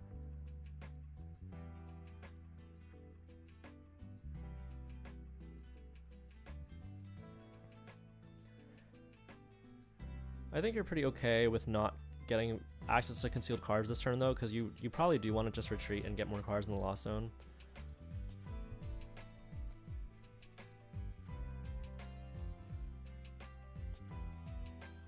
Can Pedro get the fabled turn 2 Sableye off. VIP pass or Colress. This is actually a tough choice because you have the basic search that you need already.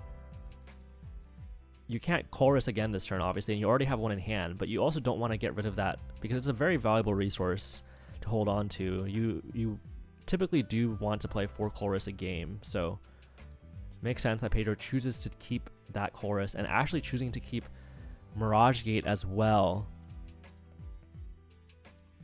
over that switch cart. So Pedro almost definitely not going to get a turn 2 Sableye off.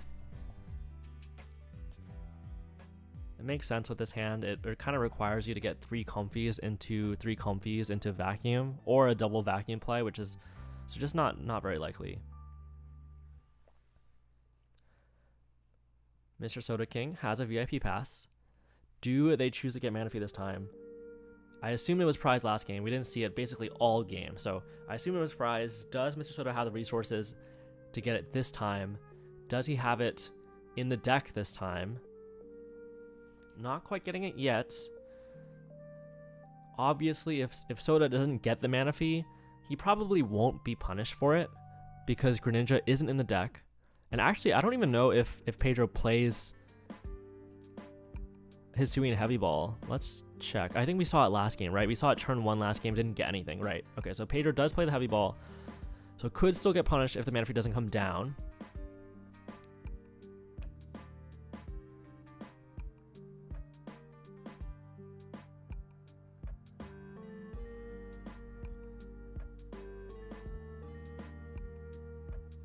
Chat saying, this game shows how difficult it is to play Lost Box perfectly, and the matchup is closer than many people might think. I do agree. I do think that the deck is very hard to play, and the matchup is really close, especially if they're playing healing like Penny, or if they're playing that emergency jelly. It could be a factor, especially if you kind of forget about it like Pedro did. We did see actually Cramorant come into the active. Pedro going to draw for turn a Nest Ball for a Sableye before Colressing.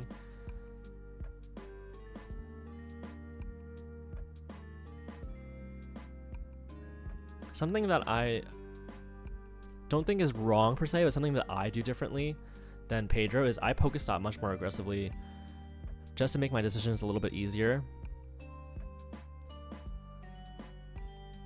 But Pedro going to hold on to the Pokestop instead and just take the knockout, spit innocently, not going to dig for that Hisuian Heavy Ball, not going to dig for those lost vacuums to Sableye next turn, just going to play the game pretty stock standard, and we'll see if Mr. Soda can take advantage of that.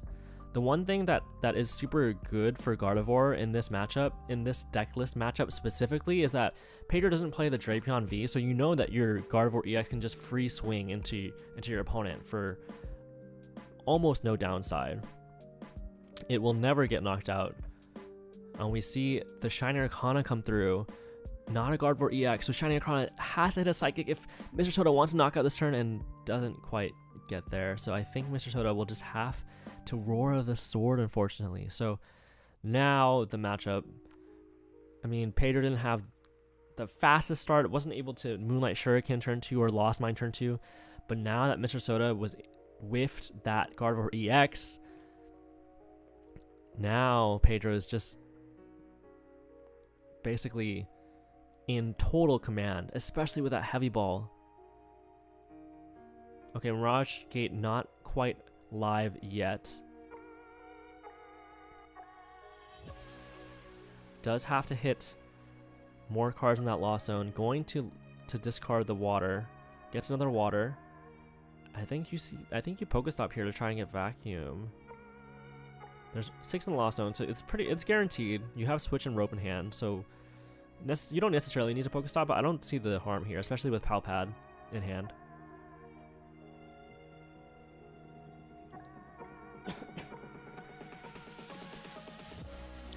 Switch card for Flower. Pedro going to grab Lightning.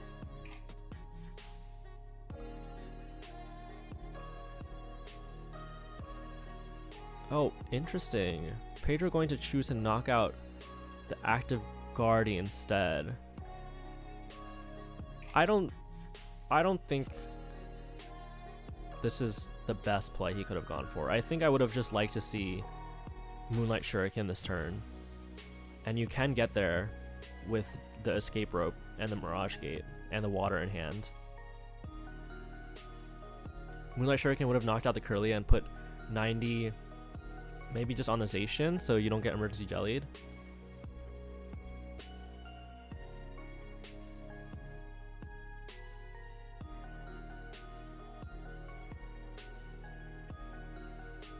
I think though, either way, Pedro is in a very commanding position. I think I would have liked to see the Moonlight Shuriken, but I don't think it really changes the odds of him winning all too much. I think he's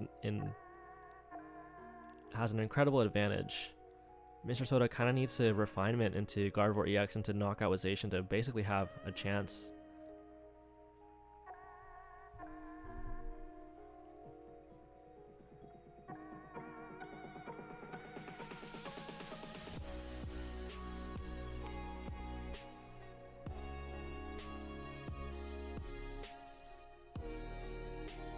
We see Mr. Soda getting a Ralts, getting a Greninja, but only has 4 cards in hand, so I don't think we're going to see Gardevoir EX come down. Champions Festival, do they have a research? Gardevoir EX now.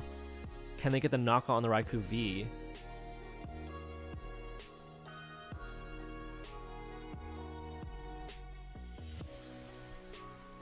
Mercy Jelly, what's their last card in hand? It is a research!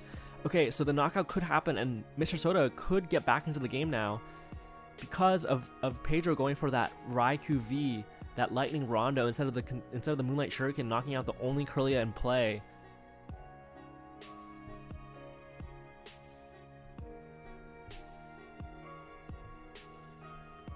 I think Pedro was maybe a little bit scarred from the Moonlight Shuriken play last game, where the damage got emergency jellied. But if Pedro went for the Moonlight Shuriken this time, no Guardy EX, emergency jelly could not happen because the baby Guardy that you would Moonlight Shuriken would have too much health remaining for the emergency jelly to proc. So I think knocking out the Kirlia, putting 90 on the Guardy EX and setting up for Sableye Lost Mine the next turn would have been really huge. But here you're setting up a 2-prizer that can just get knocked out in return if your opponent is able to find that Guardy EX, and they do. Forest Steelstone now.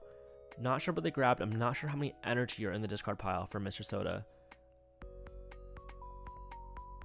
Psychic Embrace. I got to imagine that they have it. 4 energy in the discard pile right now.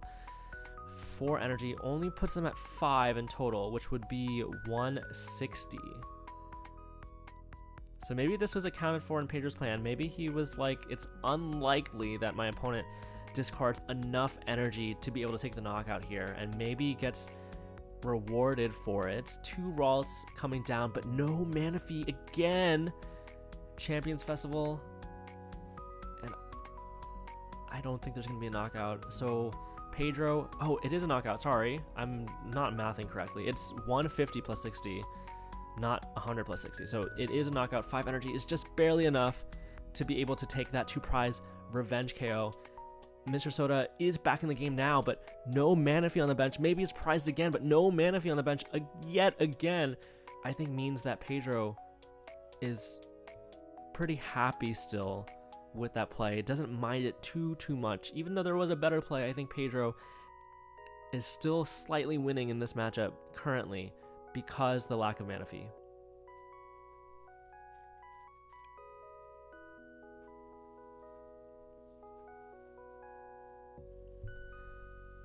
But Pedro could have gotten so punished if Manaphy came down this turn. What would he have even done at that point? Would have been really scary for sure.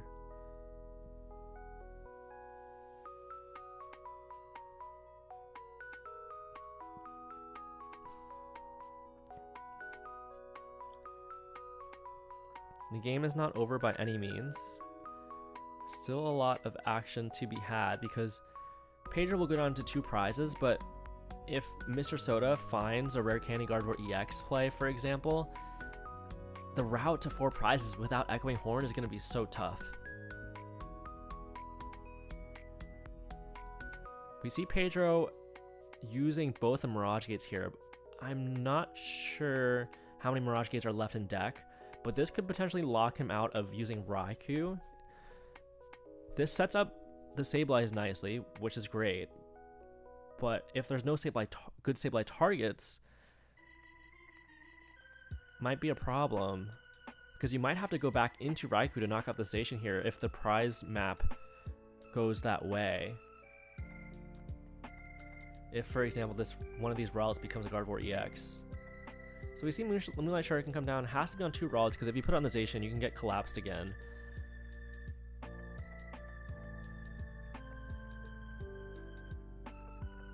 Both routes coming down. Pedro taking the lead in the matchup, but Mr. Soda still having a route to win the game.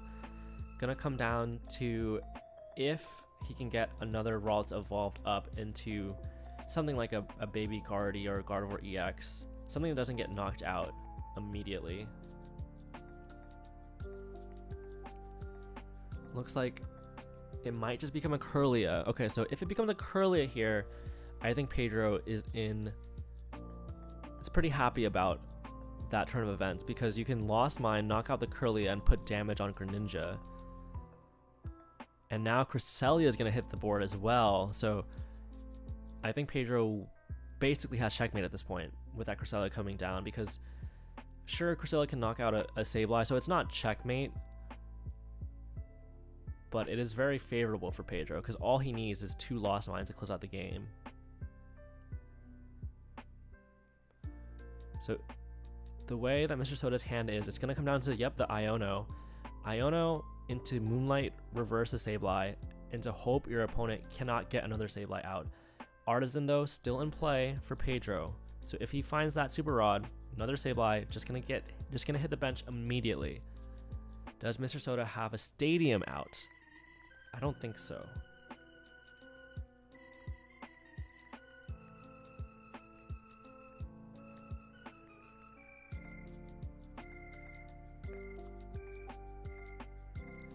This game is really interesting for sure. I think Pedro made a little bit of a misplay, but it's keeping things exciting. The misplay did not cost him the game, at least not yet. He's in a great position.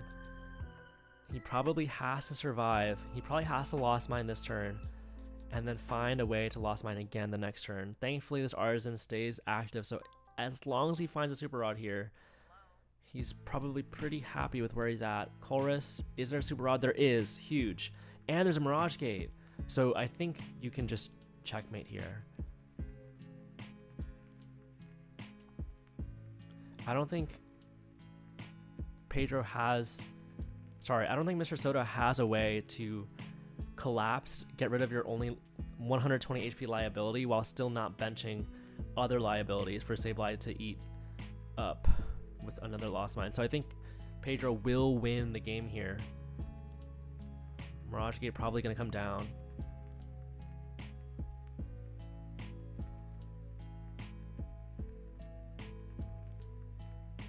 Yep, Psychic, Water, all fine and dandy. And I don't think Mr. Soda has a way to win at this point anymore.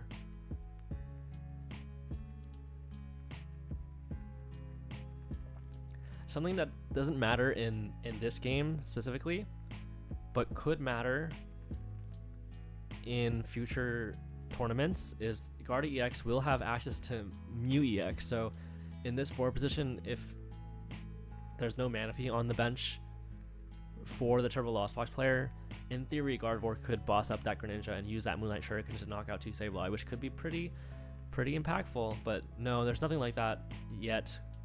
151 not quite out yet, so Gardevoir EX won't have that new toy to play with. So instead it's gonna be Shinichi, gonna be Pedro Torres taking it to game 3 most likely, unless there's a line that Mr. Soda is seeing that I just don't see.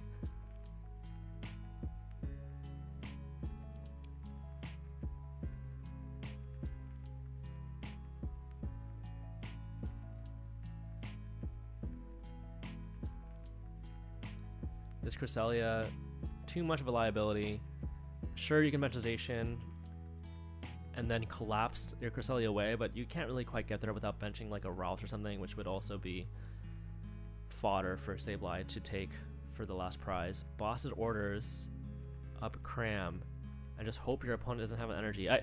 I guess that is a win condition, potentially. If your opponent has no switch out, it's an unlikely win condition, but it is a win condition for sure. So I like that Mr. Soda is playing to all of his outs, because it's definitely possible. Your opponent, as Lost Watch player, has a lot of switch outs, but also has burned a lot of them. So I like that he hasn't conceded yet, but unfortunately for Mr. Soda, not going to get rewarded for playing this one out. We know that Pedro has the water energy in hand already to work with, and that's just going to be game. Switch card, top deck as well. Oh, spit instantly as well. So the Cresselia was not able to heal enough to be able to not get spit instant lead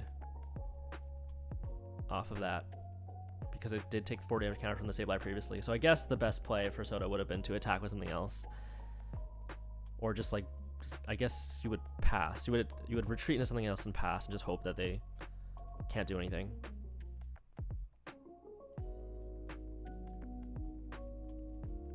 So that was game 2 from Pedro Torres. An exciting game. It came down to the wire. I think there was a play in the middle with the Raikou play, just going all or nothing, knocking out the Gardevoir. And Soda kept it exciting with the revenge knockout, but not quite able to get all the way there. Started running out of resources, started running out of draw to be able to set up the board just the way that they would like, and had to bend a Cresselia, which became a problem. Couldn't rare candy a second Gardevoir EX out, just didn't have the resources to do that, didn't have the rare candy to do that. So Pedro going to take that victory, and now it's back on over to Gardy being first. Soda bringing this to a game 3 without benching Manaphy once is very impressive. Normally Manaphy is such a huge factor in this matchup. Can Mr. Soda do it again? Or will he just find the Manaphy, take this advantage? I think Gardy going first is at least 50-50 in the matchup, if not slightly favored. Going first is definitely a huge advantage. Mr. Soda starting Zacian. Do they have any Ralts? Do they have any VIP pass? Do they have anything to do besides that Roar of the Sword? They do. VIP pass for probably, I imagine, 2 Ralts. Pedro kind of has the perfect hand, though, to potentially Moonlight Shuriken immediately.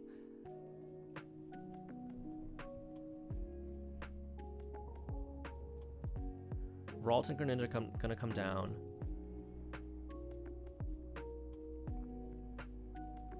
This matchup, if you play it often enough, it kind of goes similarly. There's like different patterns that you start to recognize, and one pattern is this one for sure, where you attach, where Gardy goes first. They have a Zacian V in the active. They could attach to the active and could roar the sword to the active and start putting on pressure. We do see the Manaphy come down finally for Mr. Soda in this set. Pedro not going to be able to go for that turn 1 Moonlight Shuriken to destroy the board. Mr. Soda actually not getting the attach off onto the Zacian, so not threatening the knockout just yet unless he's able to rare candy into a Gardevoir. Pedro now, Greninja onto the bench, concealed cards, discarding 1 energy, drawing 2. Do they find a VIP pass? They do. Great start from Pedro. Probably would have loved to see no Manaphy come down, because this is the kind of start you're hoping for against Gardevoir, being able to threaten that Moonlight Shuriken. But no Manaphy, just a Comfy and just a cram off this VIP pass. Something to note though is that the hand is very good, but Pedro still needs a chorus or a vacuum play to be able to attack with this cram. So he needs something to be able to actually snowball this decent hand into a good lead. 110 onto a Zacian V. Very good, very impactful. Especially if Mr. Soda has to attach more energy with Psychic Embrace. Pedro still has 2 Flower Sucklings currently. Probably thinking about nest balling here for another Comfy just to get it out of the deck.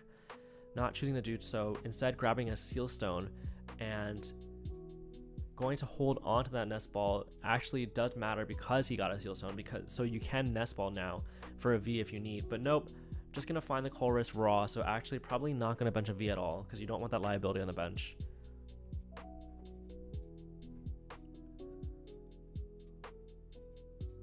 Interesting that Pedro is considering grabbing another Comfy instead of a Chorus. I think you've got to grab the Chorus here. You don't have one in hand, so makes sense to grab. You definitely want to Chorus next turn to potentially threaten Sableye next turn if you pair that with a Vacuum, for example.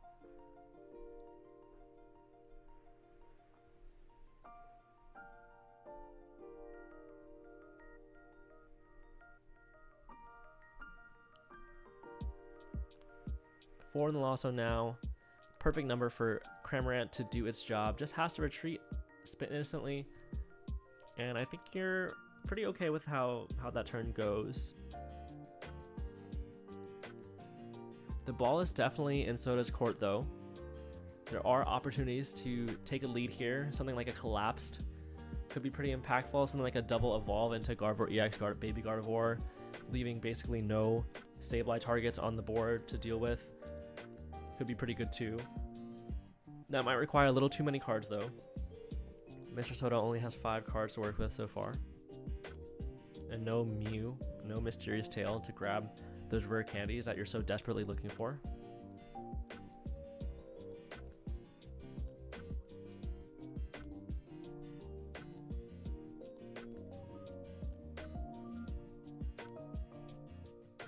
Pedro thinking through all of his options. Does he want to play a Pal Pad, for example, to just put one more Chorus back in deck? I think you just save it, especially because you have a Chorus in hand.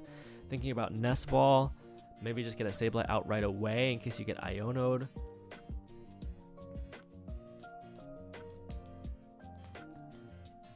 I think you really do want to Sableye next turn though, just to put on the pressure, knock out that Manaphy maybe.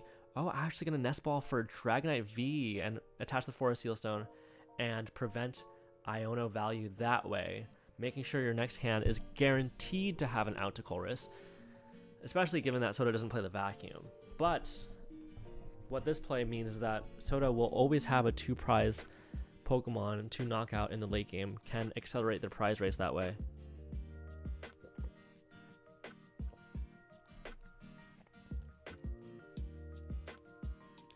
I think what Pedro Torres is banking on is that if the Guardy player chooses to knock out the Dragonite, it will involve putting a lot of damage onto your Pokemon. So it is a liability, but not in the traditional sense, because you can take advantage of the damage that Pedro would have to place on their board. Super Rod, Kirlia coming through, and an Iono. So pretty good hand from Mr. Soda, but still looking for that rare candy. You still want to take a knockout here somehow.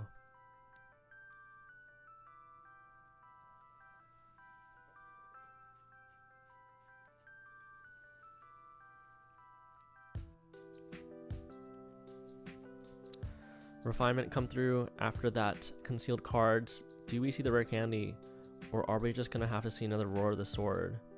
Rare candy here, Gardevoir EX, not the Baby Gardevoir, so we will see a knockout this turn. What will it be with?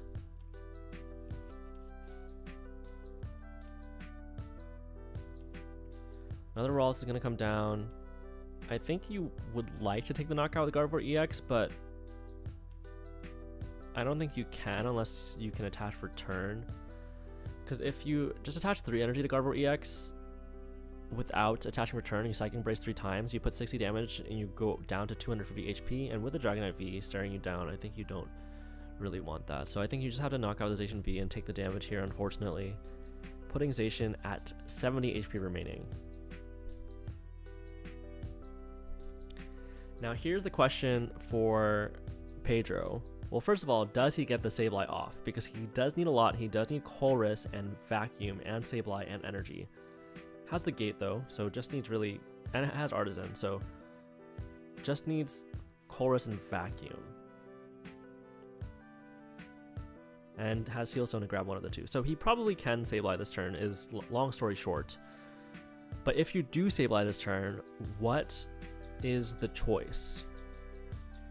Will it be knocking out the Manaphy and putting on pressure, maybe threatening Moonlight Shuriken, or will it be knocking out the Zacian and preventing Collapse Stadium from taking effect and getting value? Pedro's still looking for a Vacuum or Chorus off of this flower. Does he get there? No. So I don't think he can Sableye this turn. Might just have to settle for a Cram attack. Okay, no. Actually, gonna start Alchemy for Colress, and he can still get it off Colress if they hit Vacuum. Just looking for Vacuum here. We do see it. Okay, so there is the attack for the Turbo Lost Box matchup. Just has to Vacuum away this Artisan now, and that will get the Sableye up and going. Interesting decision on what to Vacuum, though.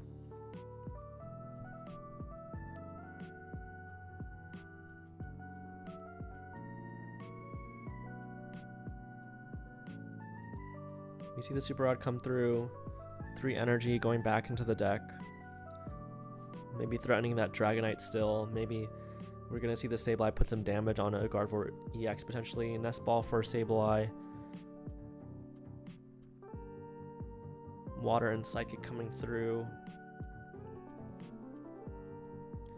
So what will the Vacuum...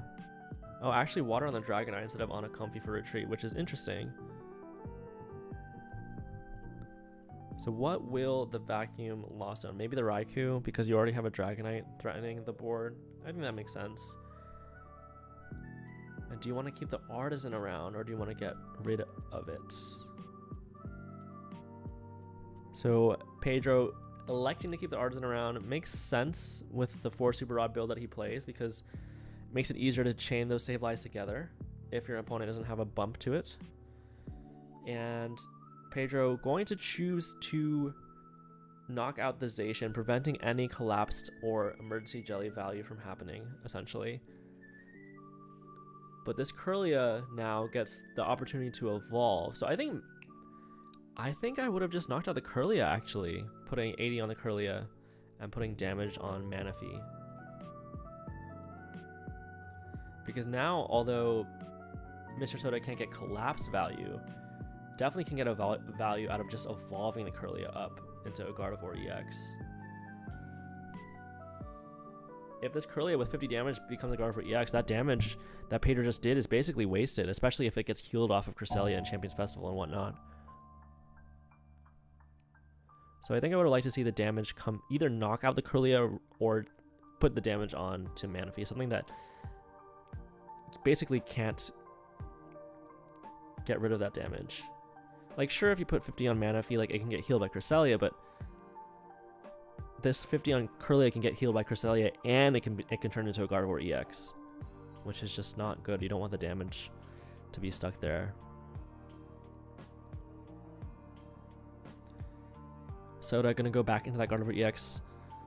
Again, that lack of Drapion V means that this Gardevoir EX is kind of free to swing as it wants to, as long as you get 1 attachment from hand and then 2 attachments off that Psychic Embrace. Gardevoir EX just has a little bit too much HP to deal with. Pedro could, of course, hit it for 250 and not knock it out, but then you're playing into Collapse pretty much perfectly.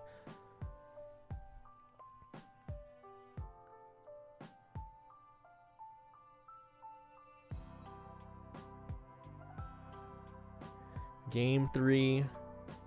All on the line here. Whoever wins this one moves on to top 2. Will it be Lost Box? Will it be Guardy?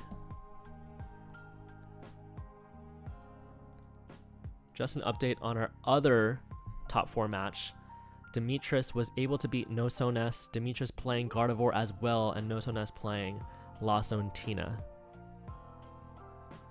Worker coming through, discarding that Artisan, drawing 3 cards. We see Ralts being evolved to Kirlia, so now a little bit harder to knock out just by 10 HP. But the key here is, will that Kirlia evolve into a Gardevoir? Even a regular Gardevoir here would not be bad. It could also get collapsed. That's also an option. But if this Gardevoir doesn't evolve, 11 cards in hand, does Mr. Soda have any way of getting a Gardevoir or a Collapse Stadium?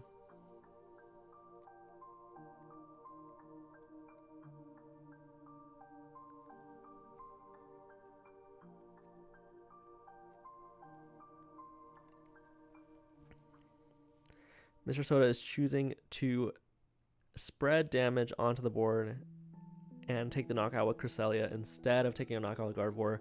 It makes sense, I think, just healing your board, especially if you don't have a way to evolve that Kirlia.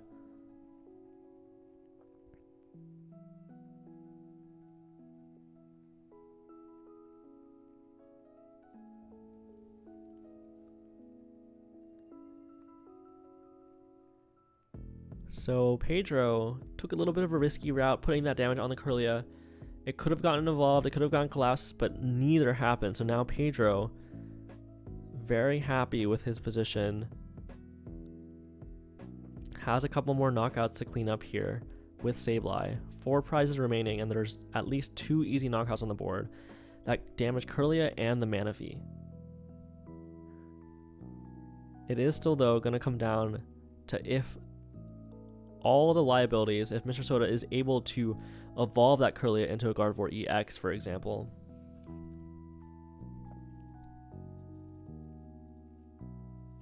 Pedro Super Rods to Sableye back in.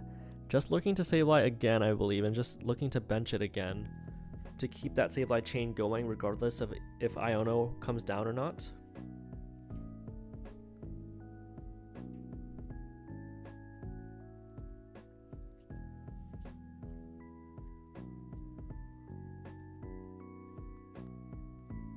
Water going down onto Greninja this time.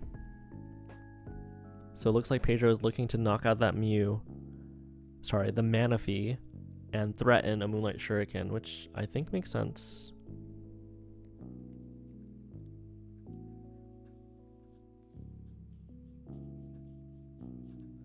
Pedro going to bench another Sableye now off of that Flower Selecting, and then has an Escape Rope. So these Sableyes are just going to keep on coming. And Pedro gets rewarded very handsomely for putting damage onto the Kirlia, because now he can take a double knockout here. 7 on Manaphy, 5 on Kirlia. Perfect math. And Mr. Soda here... Oh, is he actually going to go for the Kirlia? No, I think you have to go for the Manaphy, because if you go for the Kirlia and it evolves, your damage is kind of just wasted. So Iono, very dangerous now for Pedro. But if Mr. Soda can't find the evolve to Gardevoir EX, I think Iono almost doesn't matter. But if Soda can, I think he's in a great position.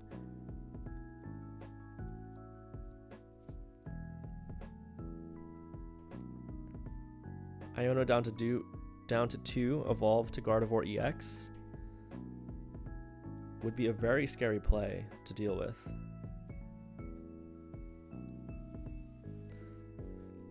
Concealed cards now. I imagine we see a Refinement and then an Iono Super Rod. Oh, is Gardevoir EX in the discard? It might be.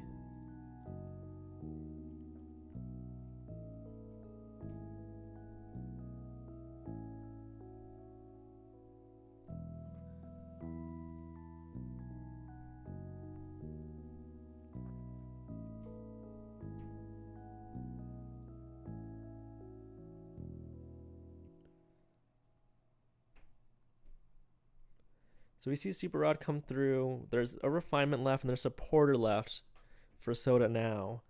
I think even an Iono would probably not prevent Pedro from attacking with Lost Mine this next turn, because we do know the deck is pretty thin. There is one Psychic in deck, I believe. Ultra Ball.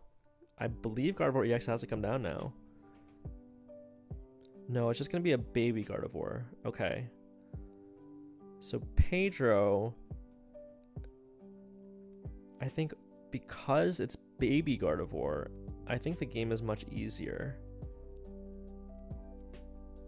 Iono gonna come down. And will Manaphy come down? That's another question. The hand is looking pretty bad for Pedro, except the fact that you get to Lost Mine still. No Moonlight Shuriken option, no Supporter option.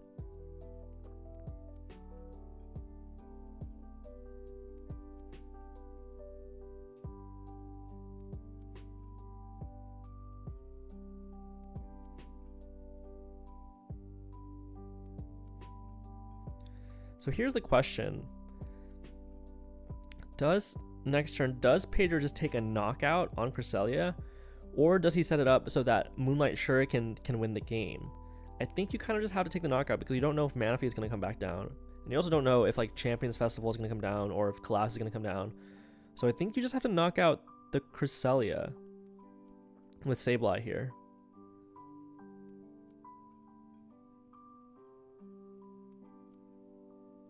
But without Echoing Horn, man, it's so tough from this position. I think Gardevoir EX would have been ideal instead of the Baby Gardevoir, but even Baby Gardevoir has too much health. Super Rod. So we're going to see Super Rod Sableye back in most likely. Alternatively, so Pedro has a couple options. Could spread damage to knock out with Moonlight Shuriken. Could spread damage to knock out with Dragonite if there's a Mirage Gate left in the deck, which I believe there is.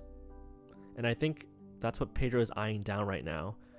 But if you put enough damage on that Gardevoir, it's going to get either collapsed or it's going to go to the bench at the very least, which means you would need boss. So this matchup again is coming down to the wire. Pedro's hand is not great, but has access to some flower selectings at least.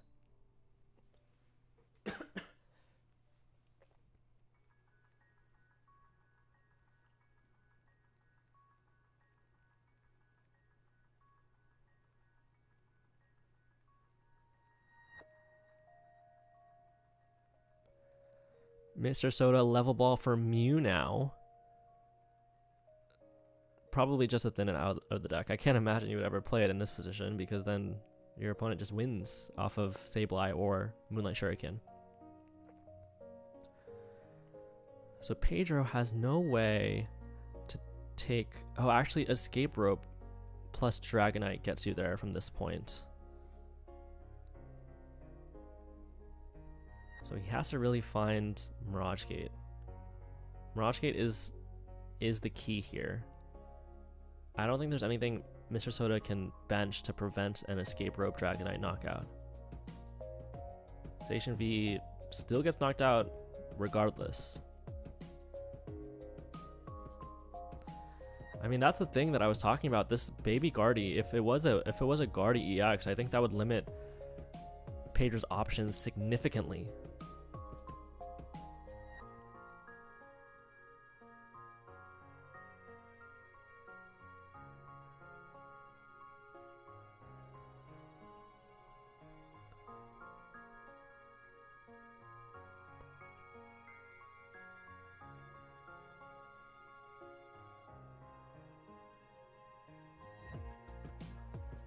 Pedro is in a pretty good position. Oh, we see the boss's orders onto Dragonite V.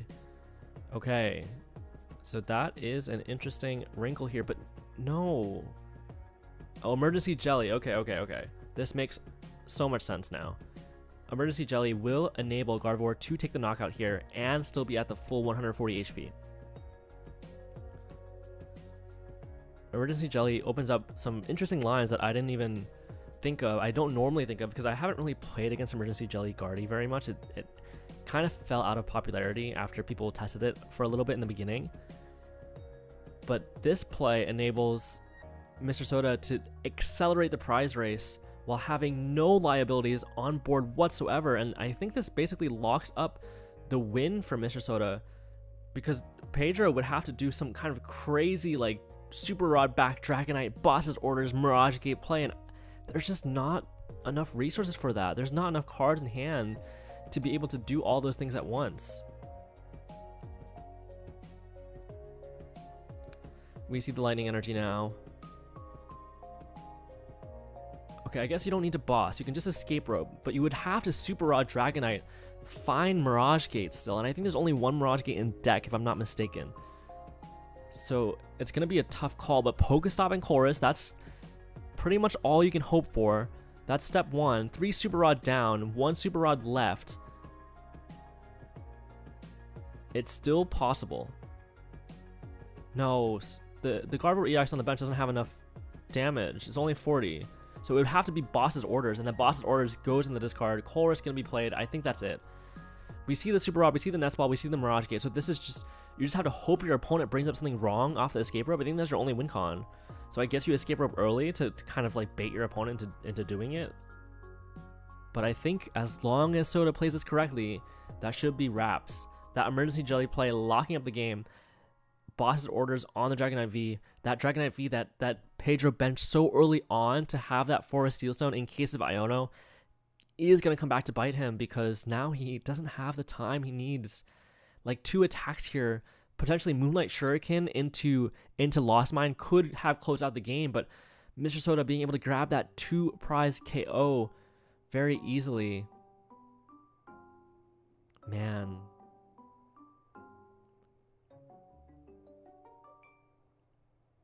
Maybe there could have been, maybe Pedro should have gone for like a boss play. Instead of winning the game this turn, maybe boss on like Greninja and hope they don't have Psychic Energy, because we know that there's 10 energy in play already. 2 in the discard, 8 on the Gardevoir. So maybe like they can't draw into their last one. I'm not sure what the best route would have been for Pedro, but it was very expertly played by Soda. This position is so tough.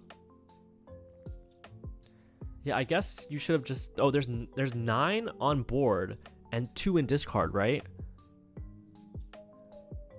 So if Pedro just grabbed Boss and Boss Station, that would have been game, I think. It's based off the open deck list. Soda doesn't play any switch cards and only plays 12 Psychic. So there's 8 on the active, 1 on the bench Gardevoir EX, 2 in the discard. So if Pedro just bossed up Zacian and just Sableye the bench, I think he would have won.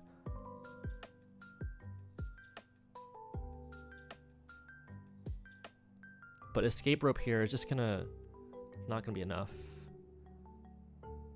I think if Pedro realized that was a win condition, he wouldn't have Pokestop there. He would have just flowered twice and concealed for the boss. No, Raikou's in the Lost Zone, unfortunately.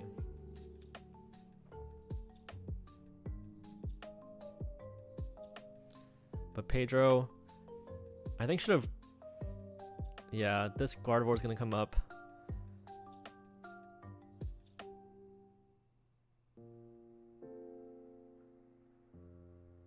And actually, Pedro, if Pedro could have attacked with the Dragonite here, that would have been interesting as well, because then this Gardevoir EX would have been at 290, and you would have had to force your opponent to Champs Fest to be able to retreat if their last Psychic wasn't available, like it was prized or something. But Pedro can't even do that with his hand. No water energy in hand. So the boss's orders was definitely the best route for Pedro. He should have just dug for boss's orders to get in a position where you can boss up Zacian, given the open deck list kind of thing. Fortunately though, Pedro just going to be a little bit too short. Shred, not going to be enough to stop Soda from taking another knockout on yet another Dragonite. Psychic Embrace, energy to the active. So close. It came really down to the last moments. Both players running out of resources, just barely holding on by the skin of their teeth. Mr. Soda almost running out of energy, but not quite, is able to close out the game. And Mr. Soda, our underdog in the unfavorable matchup, as our audience would assume, is able to take the victory 2-1 over Mr. Pedro Torres. What an exciting game. So many different lines, so many things to be thinking about at all times, especially when your opponent's playing cards like Emergency Jelly and Champions Festival. Knowing where to put that damage, knowing when to go for your Vs, knowing when to take knockouts because of Iono. There's so much to think about there, and both players played it very well, but Soda getting the best of Shinichi here. And that means we're going to have a Guardy versus Guardy mirror match in the finals. I think our players, the other top 4 match, best of 3, has been done for quite some time now, so I think the players will be on it soon. That being said, though, I do want to grab a drink real quick. So I'm going to go ahead and do that. We'll be back in just a couple minutes. Stay tuned and see you in just a few.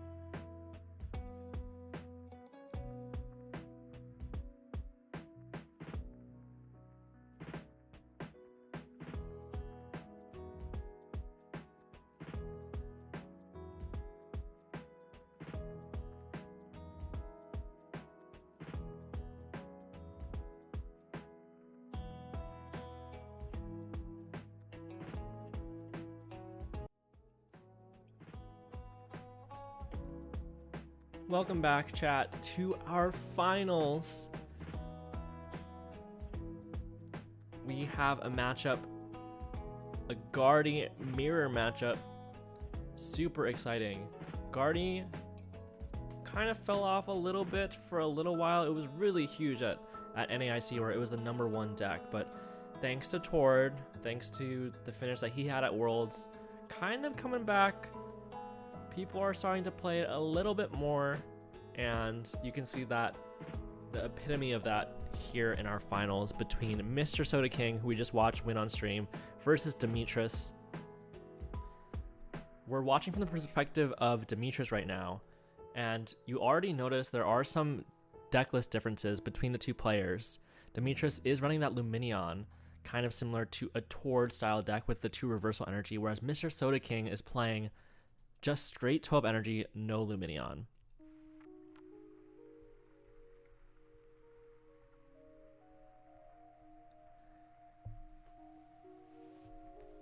So we see Mew come down, Mysterious Tail for VIP pass, just gonna put down 1 Ralts because Demetris does want that Cresselia to come down onto the field as well, and a pass on over to Mr. Soda.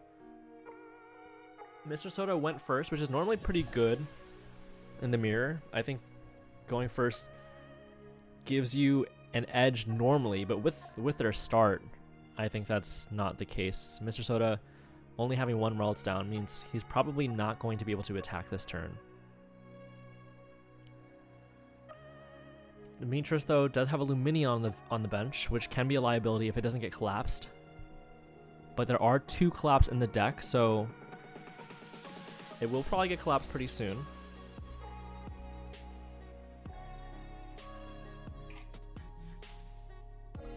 In theory, Mr. Soda could attack this turn if he has like the perfect hand for it, but unlikely.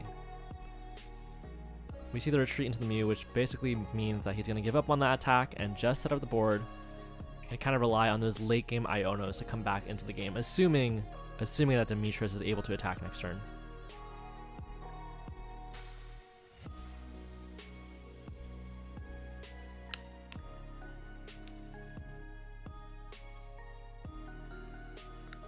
We see Refinement come through from Mr. Soda,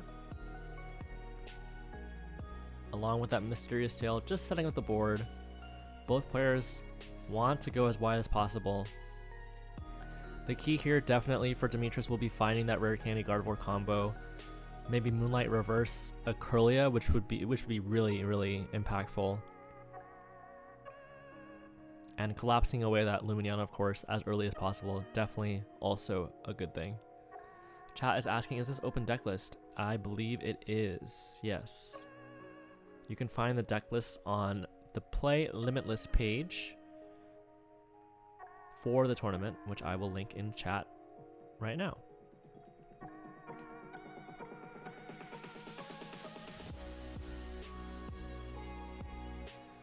So Mr. Soda has a bit of a slower start compared to Demetrius, and that's thanks to this Lumineon V. Lumineon, sometimes a liability, but other times gets you into the game where you would have been completely dead in the water.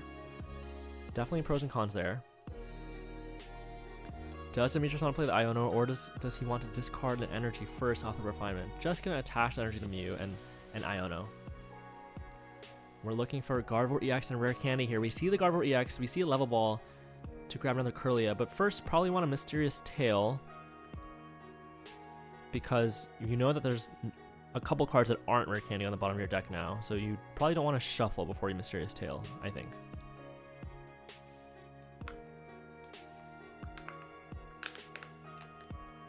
You see Ultra Ball potentially getting tossed away.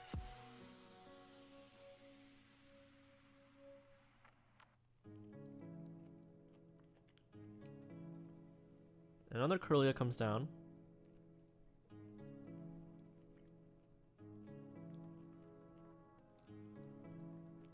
Now, does Mysterious Tail happen, or does Refinement happen first? Ideally, I think you want a Refinement first, so that both Mysterious Tail and Refinement get the advantage of not hitting your Iono cards. But we do see the Mysterious Tail first because Demetrius didn't know what resources to get rid of, and does get rewarded for it. There is Rare Candy now for that Gardevoir EX.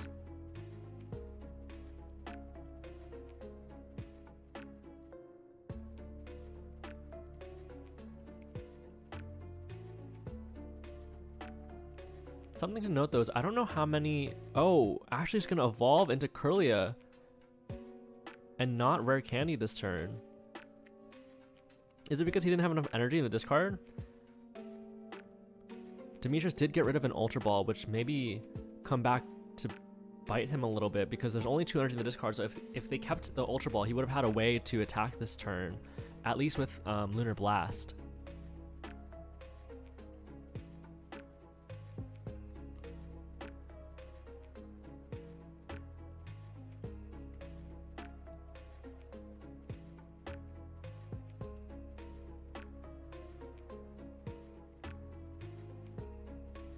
So after whiffing the attack, initiative is given back on over to Mr. Soda. If Mr. Soda is able to get the first knockout here, especially onto a Curlia, and doesn't have the liability of a Lumineon on bench, that could be huge. Also, if they're able to get a boss knockout, that would be even better, but would take quite a bit to get there. Shining Arcana now.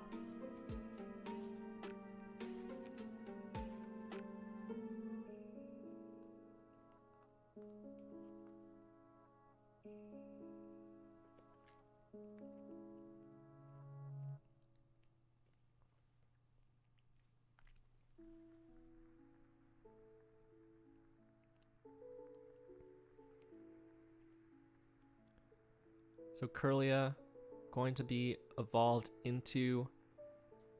I think this means that we're going to see another turn of...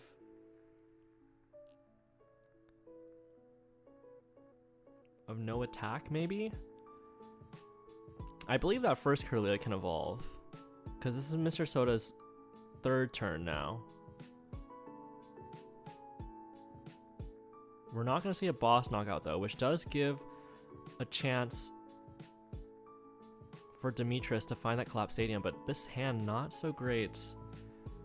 Just looking like some refinement fodder. Reversal energy though could be huge.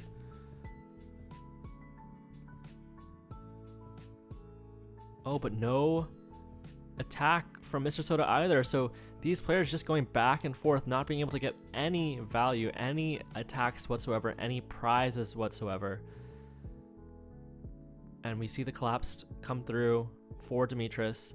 He's going to take the lead, surely, thanks to this collapsed stadium, plus an attack this turn. We see Forest Sealstone, so I think you have to Sealstone here before you collapsed, because there is not yet a Gardevoir EX in play. You can Shiny Arcana Mysterious Tail first to see if you get into it naturally. Okay, we do see the Ultra Ball.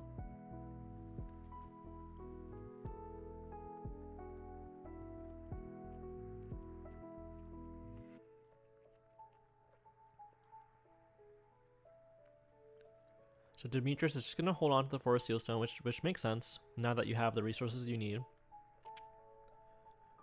Collapse Stadium going to come into play. Lumineon B going to get discarded. So is a Ralts. So here, if Demetrius just Moonlight reverses or bosses orders up a Kirlia, it's going to be so tough for Mr. Soda to really answer back.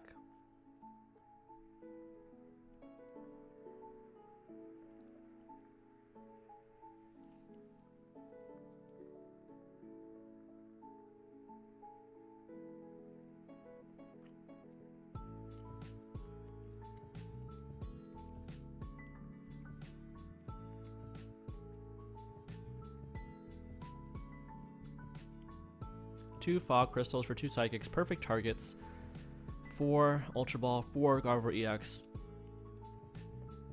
Reversal Energy being attached to the Gardevoir.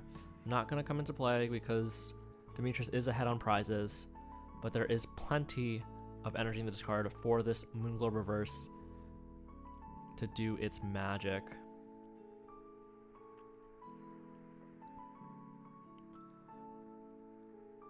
Attaching 4 energy, putting 80 damage on your own board to put 80 damage on their board. And you've got to think that Demetrius is super likely to win this match from this board state. Not guaranteed. Mr. Soda has access to an easier collapsed potentially. I guess Demetrius also playing the 2 collapse means that both players can kind of collapse again if they need to. Mr. Soda also plays the Emergency Jelly, which could swing things around, especially paired with a late game Iono. So we'll see.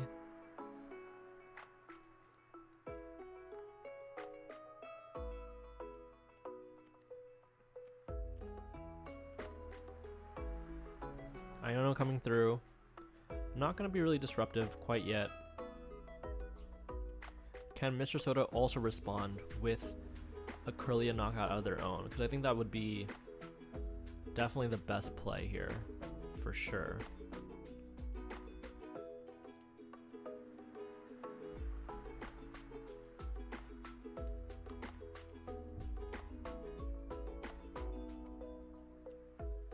I think this mirror comes down to, especially if you're behind on prizes, the mirror kind of comes down to disrupting your opponent with your Ionos, and that's made so much easier if you can get rid of their Kirlias. So we're looking to see here, do we see the Gardevoir EX come down? Do we see the Cresselia go into the active? Looks like it. Looks like that attack is ready to go. This Gardevoir on the bench has tons and tons of energy to work with.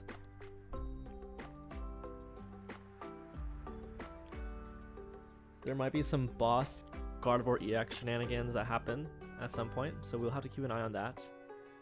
It would take 9 energies to do so, but this Gardevoir on the bench for Mr. Soda is quickly reaching the point where it will be able to do that, as long as Mr. Soda has enough energy in the discard to work with.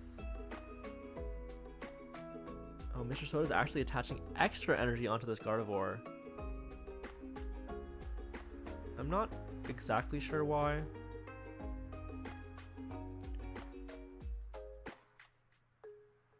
Maybe just in case the Gardevoir EX gets knocked out. But it is only 100 damage away from being knocked out, so potentially Demetrius could bump this Collapse with Worker and then bench 2 Psychic Pokemon and knock out the Gardevoir that way. And I think I would really like to see that, actually. Maybe even Super Rod to get some Psychic Pokemon back in the deck before this Shining Arcana. Super Rod, put some Psychic Pokemon back in the deck, Worker, Shining Arcana, Ultra Ball, bench 2 Psychic Pokemon. That would mean, though, you would need 5 more energy in the discard, which might be difficult to do. There's 3 already in the discard, I think. So it would have been fine. You just had to Ultra Ball the Psychic.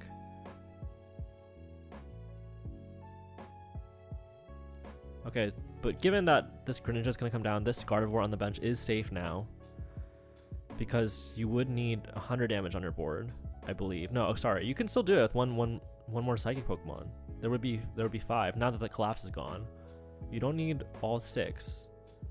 So I think I would really like to see this Gardevoir go down to a Moonglow Reverse, because that would leave your opponent without basically any draw.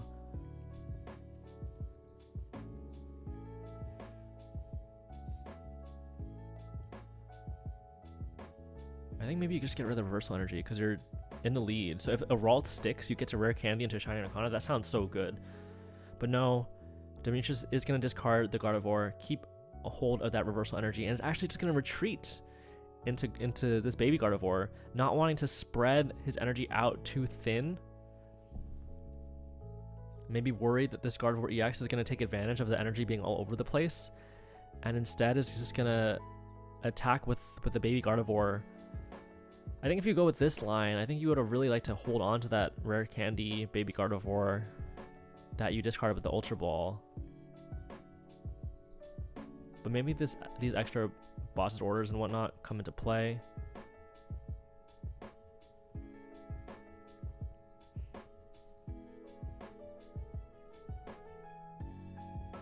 I think it would have been really cool to punish and to see Mr. Soda get punished for putting too much damage on their Gardevoir, but now Mr. Soda is in prime position to boss up this Gardevoir EX on the bench and knock it out right away.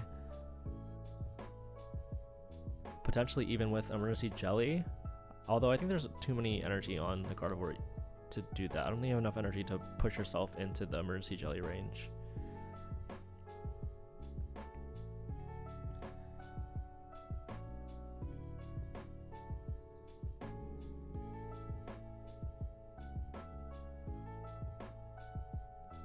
But combining the Cresselia knockout into Iono next turn would have been pretty cool to see, given that Mr. Soda doesn't really have any other Corellia set up, no other draw set up.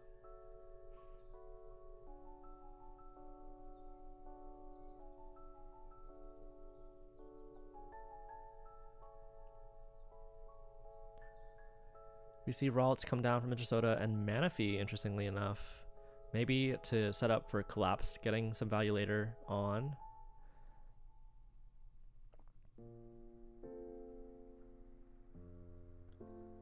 Worker drawing 3.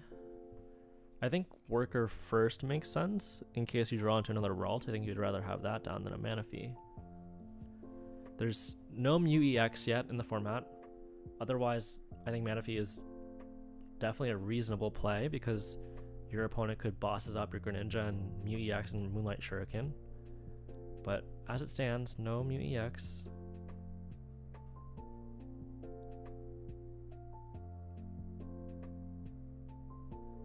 Psychic Embrace now. Onto the Mew and onto anything else, onto the Guardi EX. So Mr. Soda probably just going to go for the knockout with Guardi EX, going down to 290 HP. saying that, you know, without reversal energy, it's unlikely that you can get there. I mean, you can only attach 6 without anything like Emergency Jelly or Champ's Fest. You can only attach 6 from Psychic Embrace. So you'd have to Psychic Embrace 6 times, attach from hand, and get 2 off of your Shining Arcana if you even have a Gardevoir. So I think this play does make sense. And we are back on over to Demetrius, where he yet again has the opportunity to knock out this Gardevoir on the bench. And I think you kind of have to. I think that's Demetrius's best play, to do 100 with his Cresselia, because if you don't, you're in real danger of your Gardevoir EX getting bossed yourself. And we see the Gardevoir from last turn being discarded, kind of hurting Demetrius here, because he could have just rare candied into baby Gardevoir before Iono here. We do see more Psychic basic Pokemon though, so we do know that Demetrius can go for that knockout onto the baby Guardy. Especially combined with this Iono now, I think it would be ideal. You're in the lead, you just want to make the lead impossible to come back from. You want to rid your opponent of as many resources as possible. So I think Demetrius sees the line now, not going to wait any longer,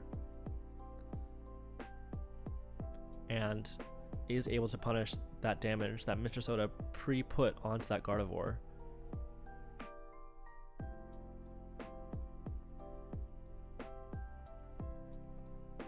I think I would have liked to see it last turn, just because I think it could have gotten this turn.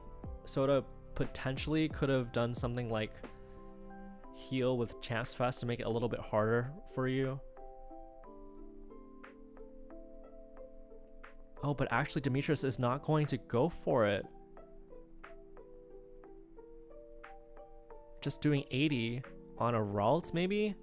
I think, man, no, I think this has to be a misplay, because it's so dangerous. Sure, like that Ralts could become a Gardevoir EX, which would be pretty hard to kill.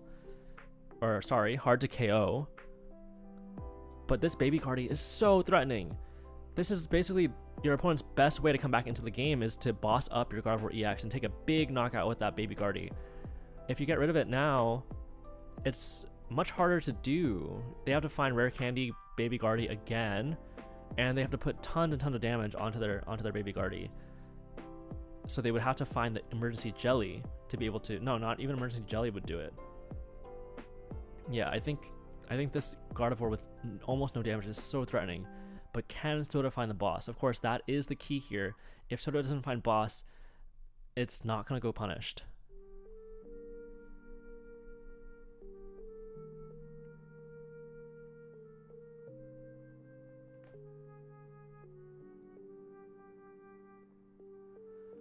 Ultra Ball away, Forzation. We saw Ultra Ball away worker, so I'm assuming that Mr. Soda has something like Iono or Research in hand.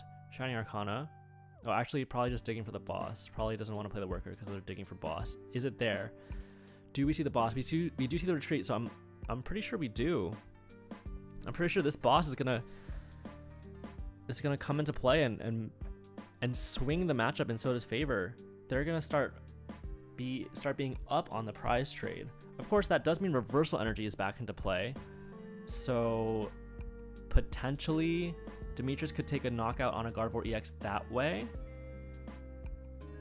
And we do see a boss's orders, but because Demetrius didn't hold on to that baby Guardy, the knockout is not guaranteed by any means. They do need still a Gardevoir EX and a baby Guardy in addition to this boss's orders, and they only have one Curlia to work with.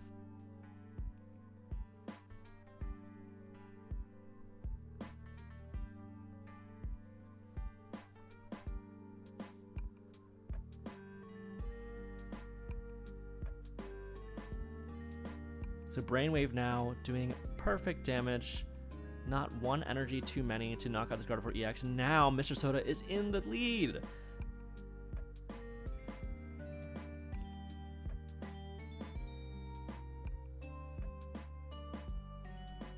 So we do see the Gardevoir EX. Oh my gosh, that is massive. Demetrius could still win this. If Refinement is able to get into a baby Gardevoir, this boss's orders could come up massive and put them in the lead. We see the Forest Sealstone now, but you can't... Oh man, the Zacian could come down, but then you lose to your opponent's boss's orders unless you find your second Collapse. So you could... I'm not sure what to do here. I guess you just bench the Zacian anyways, because if you go into Gardevoir EX, your opponent wins anyways with boss, right? Because you're gonna have to go into Gardevoir EX.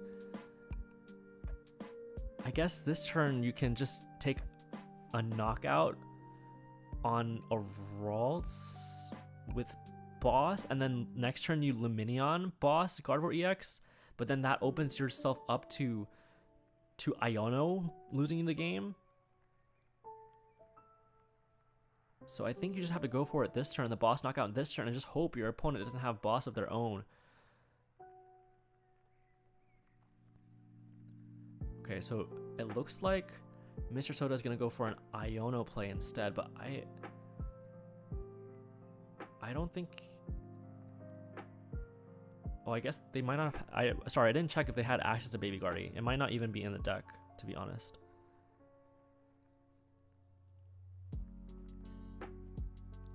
So Iono here for Demetrius. They're gonna go into Gardevoir EX here and knock out the active Guardy. So this is a decent line because Mr. Soda might have to hit into it with their own Gardevoir EX. And then if that's the case, Zacian V could come in and take a knockout there. So Iono, of course, always a way to win. Iono and Prey can always get you there. Let's see what Mr. Soda has to say about it. Do have access to Mysterious Tail and concealed cards still. Something interesting to note is that, okay, it's Iono and not boss, so there is no win this turn. Well, you still could win with Station.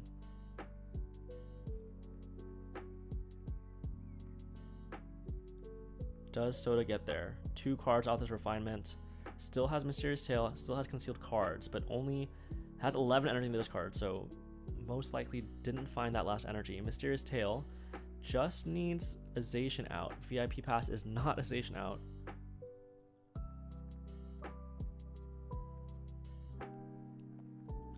I believe Soda plays 2 Zacian, but I don't know how many are in deck.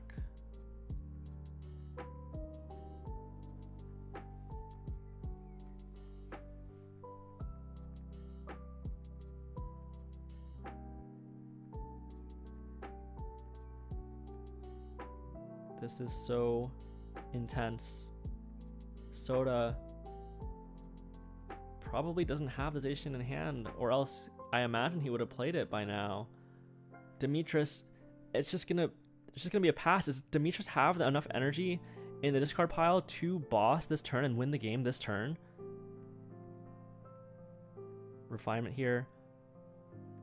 Oh no, he has collapsed, so he can just retreat and then collapse the own Kirlia to have 9 energy, right?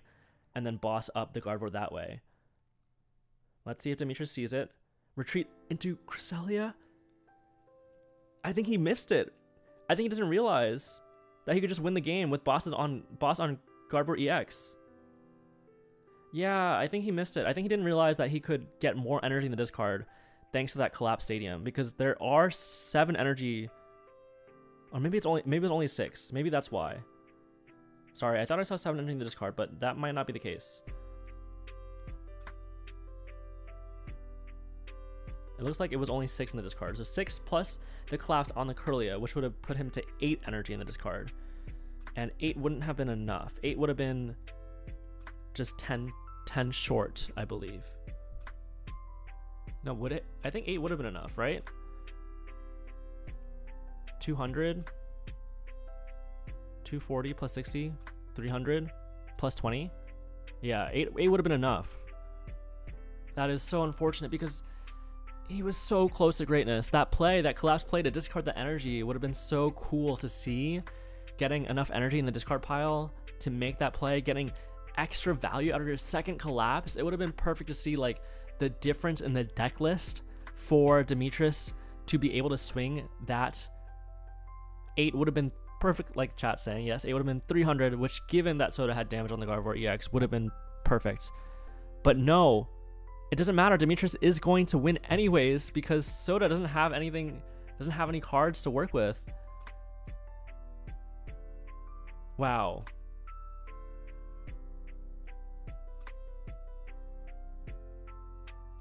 What a close match back and forth. Demetrius, I think there could have been some lines where he played just a little bit better. Just a little bit better to seal that up a little bit faster, but is going to win anyways because Mr. Soda just completely whiffing off the Iono.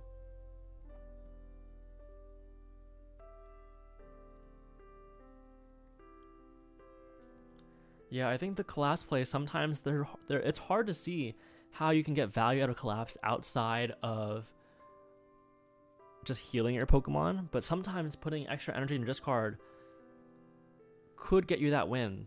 But instead, Demetrius is going to win anyways, so no need to sweat out about it too much. The Iono that he went for was able to stop Mr. Soda King from being able to really play the game as they wanted to. So still picks up that win.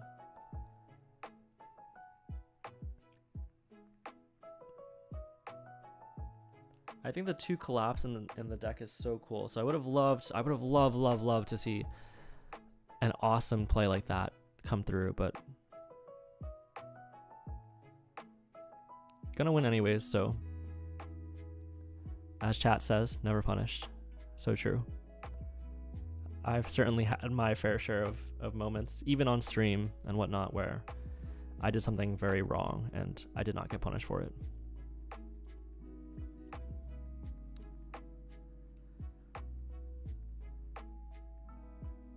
Okay, on to game 2.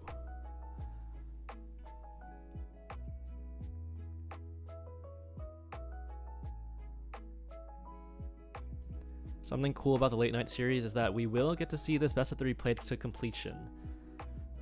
At a regional, because of the time limit, if you're not in top cut, if you're playing the 50-minute best of 3, like that game 1 would have been like probably the whole series. You don't really have the opportunity to finish a game 2 unless both players are playing pretty fast.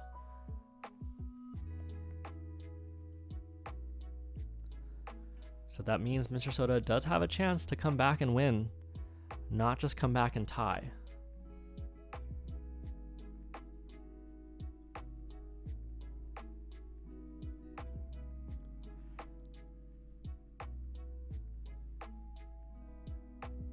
A pretty good hand from the side of Demetrius, but obviously no basics means you have to redraw.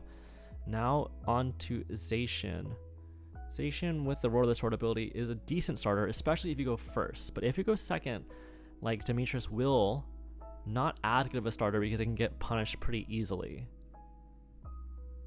That is contingent on Mr. Soda having a pretty decent start though. Getting multiple rolls down into the Rare Candy Gardevoir and whatnot. This matchup will be so interesting when Mew EX comes out. The mirror match, that is.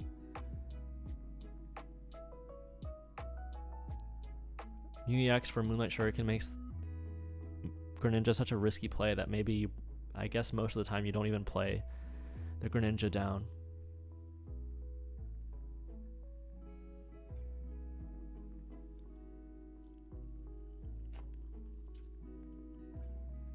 Three Ralts down, a Mew that can't get KO'd, and a Cresselia and a Greninja. Can't hope for much more than that. Demetrius, though, going to respond with 2 Ralts of his own, along with probably a 3rd Ralt off this level ball. I think Iono, I think you just hold on to this hand, to be honest. You level ball for a Ralts probably, and then you just Roar the Sword. I don't think you Iono this turn because Ultra Ball Rare Candy is so good. You don't want to give that up. Demetrius agrees and just goes for it. Now here is the question. What does Soda do? Soda could, in theory, get a knockout with Baby Gardevoir, but that's way too way too many energy in the discard. So almost definitely not happening. I think what is more likely to happen is just a Cresselia Moonlight reverse onto a Ralts. Soda still, though, does need Rare Candy Gardevoir EX, so it's not like it is guaranteed. Well, actually, Soda benching the town store. Sorry, playing the town store. Oh, and gonna work it away. Okay, that makes sense. Town store would have been pretty good. A pretty good boon for Demetrius to have, given that Zacian V is already on the board. Fog Crystal now, second Kirlia, second Refinement coming through. Do we see the Rare Candy Gardevoir EX? I don't think Mysterious Tail has happened yet, so there's still a hope. Mysterious Tail. Is it the Rare Candy, or does Soda already have it? Maybe they do. It's not a Rare Candy, so did Soda miss it just like last game? Potentially. Yep, looks like the third Curly is going to come down. Sometimes those Rare Candies are just so hard to find. Even with Mysterious Tail and a supporter and 2 refinements, not quite getting there, which means we're not going to see an attack from Mr. Soda this turn, basically forfeiting that first turn advantage that he had been given. So now the initiative will be passed on over to Demetrius. Can Demetrius instead take a knockout here? Reversal Energy. We do have to see Ultra Ball come through. Will it be... Reversal Energy will be the Super Rod. Looks like Reversal is going to get discarded. And I imagine we're going to get Gardevoir EX into play here. And then follow that up with an Iono. There is a chance for Demetrius to get a knockout. Ideally, you would want to take a knockout with like Cresselia instead of Zacian, just to knock out a Kirlia, but it would be much easier to get a knockout with Zacian because you just need to draw into 1 energy, I think. I don't know how many energy are in the discard pile actually for Demetrius. No energy in the hand yet, but could still get a Kirlia. I think there was only 1 energy in the discard, but maybe there's another. I forget. Oh, it looks like there's 2. Okay, so no matter what, Demetrius can take a knockout regardless. It's not ideal that you're taking a knockout with Zacian because your opponent could potentially respond with a 2-prize KO, but I think it's better than nothing.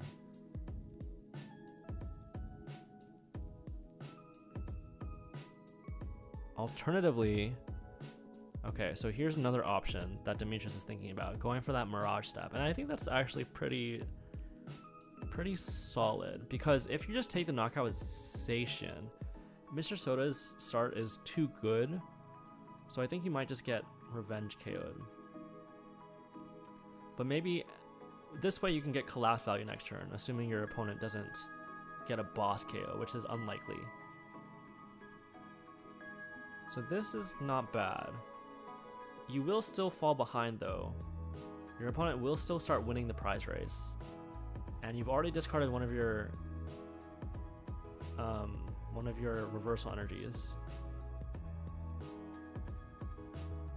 So we'll see how this line plays out and if it ends up being optimal. I do respect it. I think there's definitely merits to this play, especially given that you have the collapse in hand already. I think that gives it a lot of value for sure.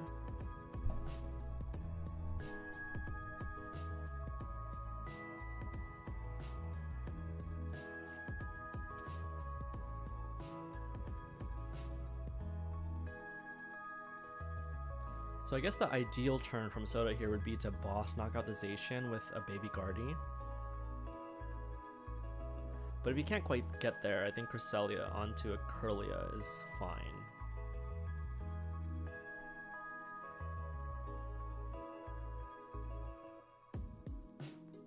We're starting to see a huge hand build for Mr. Soda off of those 3 Kirlias and a Greninja.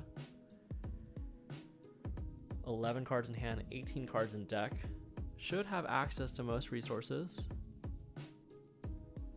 I think Rare Candy getting discarded makes sense. Gardevoir EX getting played.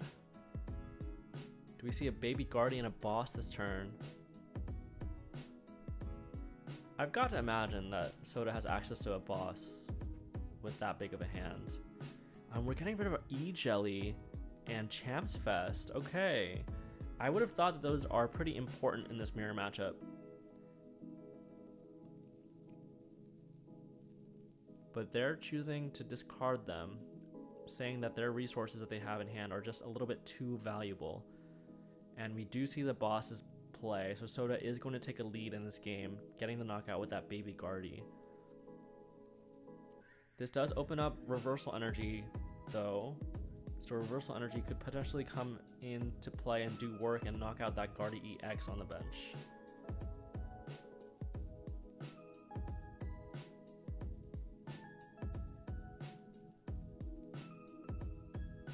Five energy onto that baby Guardy. It will do 210, which is enough. 210 with that Shining Arcana. So Mr. Soda will take the lead in this match, 4-6. And yeah, I think this is just the problem with the play that Demetrius made. It was a little bit too risky to Mirage Step, because if Soda gets this play off, they're in such a commanding position. They're in a really good lead, because even if Demetrius is able to get a 2-prize knockout at some point in the game, they'll still be behind by 1 turn. So if Demetrius instead just took a knockout on the Mew, they would only be behind by 1 turn, and then they could use that 2-prize knockout to be ahead by 1 turn. Whereas now, getting a 2-prize knockout onto Gardevoir EX, for example, thanks to this, let's say they get a reversal energy playoff, they won't even be ahead, they'll just be tied. They'll be actually behind still.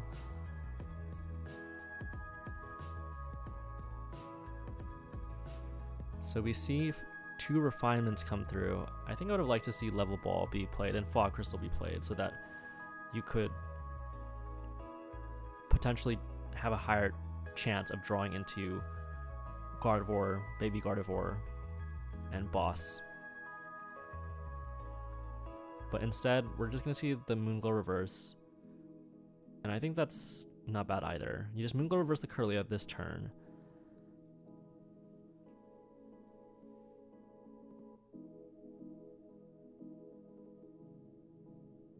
Are we just going to see Moonglow reverse on Mew?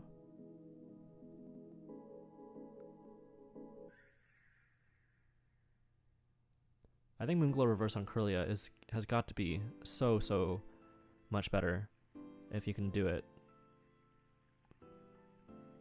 It makes your Ionos in the later game a lot stronger, for sure.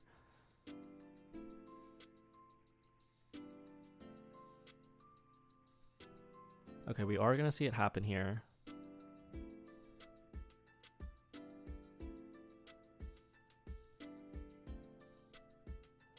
Moonglow reverse onto Kirlia. Okay, so Mr. Soda is still in the lead by 2 turns.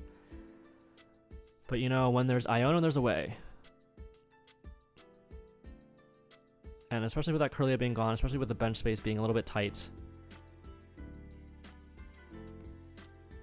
Mr. Soda still has to piece together stuff, and having to piece together attackers might be the way for Demetrius to have an out in this game, to be able to still hold on. We see Iono now. Can Soda bench a Ralts? That'd be pretty good. Shining Arcana.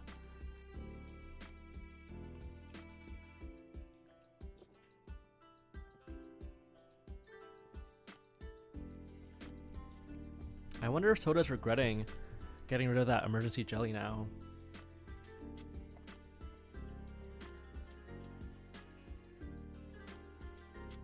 I think emergency jelly would put you in a position where your Gardevoir can retreat and doesn't need to be in risk of getting Moonglow reversed, right?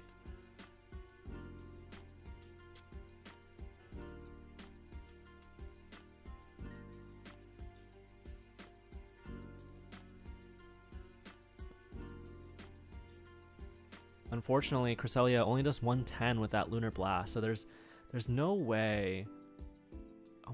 We're putting more damage on that bench Guardy, which makes it just easier for the Moonglow reverse to come through, right? I think you want your opponent to have to spread their energy thin So I think it would be better to just like let them take the knockout. Now it's super easy for Demetrius to take advantage of that damage that's building onto that Guardy. Now you only need to Psychic Embrace twice instead of having to do it like 4 or 5 times.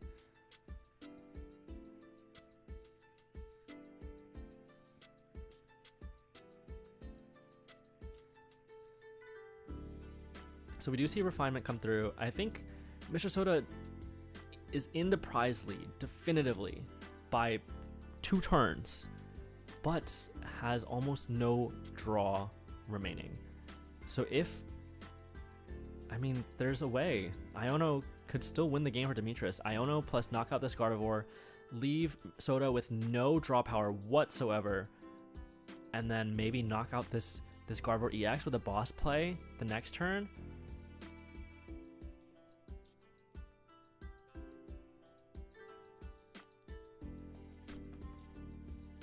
You see Refinement come through.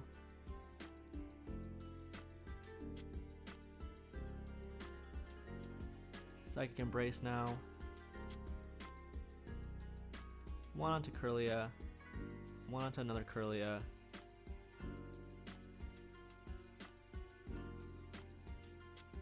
I probably would have just put an extra energy on Cresselia. No, I guess you don't need to because it only has 1 retreat. I think it's fine to do it this way. Now your Kirlias though are ready to hop into action with that reversal energy still being live. So all you really need is Baby Guardy and Boss's Orders next turn to really punish your opponent. What does Mr. Soda respond with? He can't draw any cards, so he might not be able to even Moonglow reverse here. Okay, we see Worker. Just needs 1 more Psychic basic Pokemon to be able to keep up the prize race. And we do see the Ultra Ball. Okay, so I think Mr. Soda is struggling with resources, but is holding on. If he missed the attack for the knockout this turn, or if he had to attack with Gardevoir EX this turn, that would have been a huge detriment. But now that he is able to attack with this Cresselia, knock out the Kirlia with 3 energy, Mr. Soda is still holding on to that prize lead.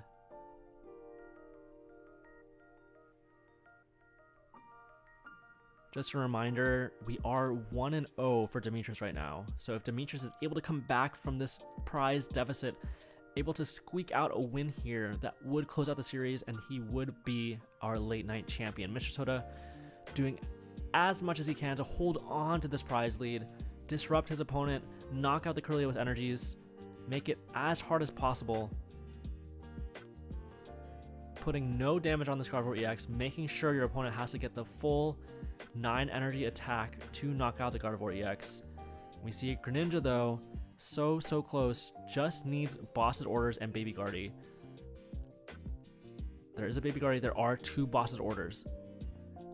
I think Baby Guardy will be the hardest thing to find. I don't know if there's any Ultra Ball left.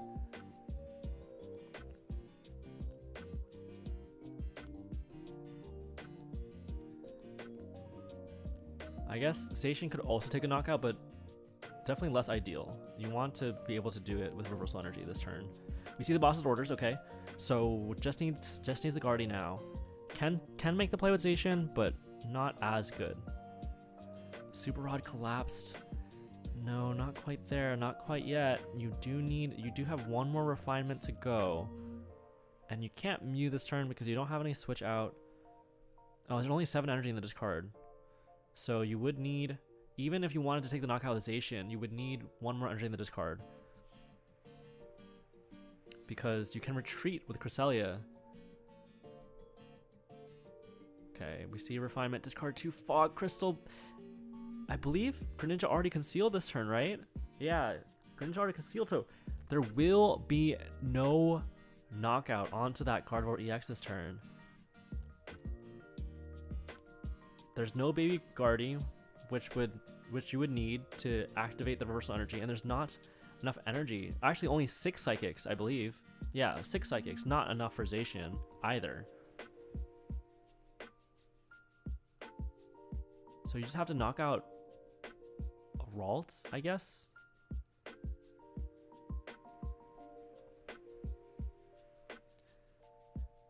I think this game kind of snowballed out of control when Demetrius chose to discard that Baby Guardy with the Ultra Ball. Would have been great if he could have held on to it and just have Baby Guardy on the field, but now it's so hard to find. Okay, so we're gonna see the knockout with Gardevoir EX, which is okay, but it is dangerous because Soda just needs Station to win. I actually don't know how many energy Soda has in the discard though. We do know that there's already 6 in play, so if you knock out the Cresselia and then you retreat, there's 3 in play, and there's only 12 in the deck, so I guess, I don't know. Depends on how many energy on the discard, whether or not this play is good enough.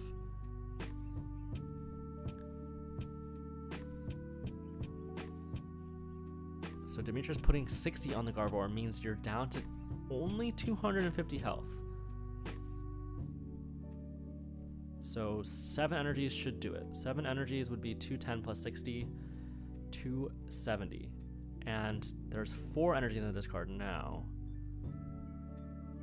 Mr. Soda doesn't have any draw power though. Is going to be able to level ball for a Kirlia. So I don't think they can knock out the Gardevoir EX. I think because there's only 4 energy in play, I think this play makes a lot of sense. I think this is probably your best bet, assuming that you weren't able to knock out the Gardevoir EX last turn, which I don't think Demetrius was. Another refinement's going to come through. Potentially another way to discard another Psychic Energy. Do they have another Psychic Energy to discard? Nope, just level ball. So I believe 5 energy now in the discard. So you could retreat with Mew, that would only get you 6. Mysterious Tail. Something like an Ultra Ball could save the day. But no, it's just going to be a level ball. So now what does Mr. Soda do? I think all those chasing down the Kirlia is finally going to catch up to him.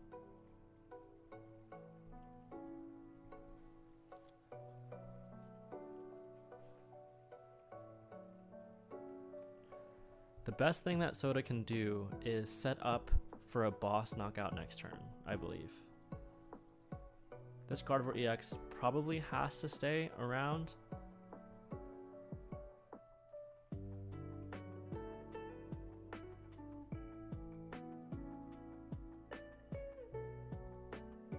So we see Ralts hitting the field.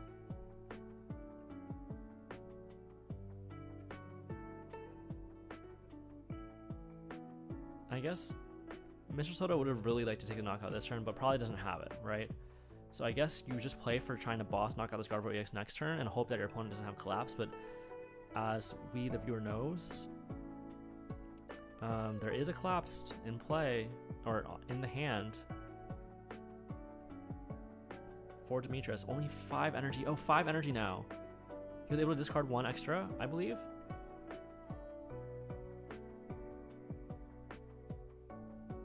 Last time I checked, there was only 4 energy, but now there's 5, if I'm not mistaken, if I saw that correctly. So 5 plus the retreat would be enough. That'd be 6. 6 would be...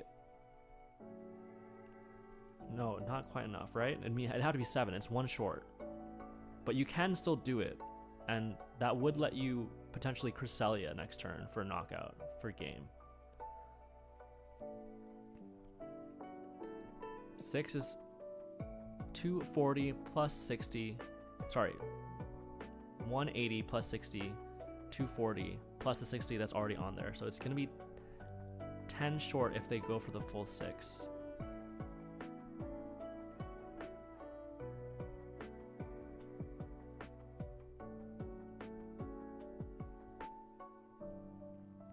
So now Demetrius has access to that collapsed stadium and can potentially get a knockout onto Gardevoir EX.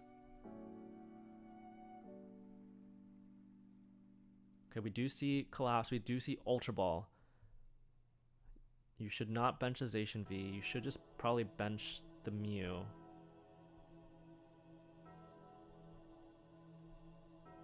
And you want to hold on to this Gardevoir EX so you can safely collapse the one that you have in the active.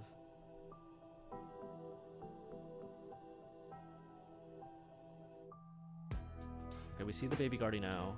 We see Mew gonna come into play. Gotta do it in the correct order though.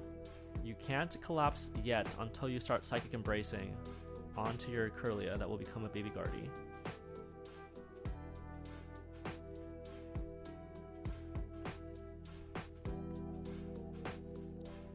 But as long as Demetrius does this right, I think he will win the game.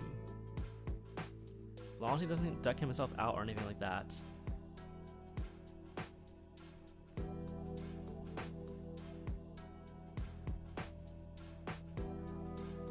Okay, we see one energy come down onto Cresselia,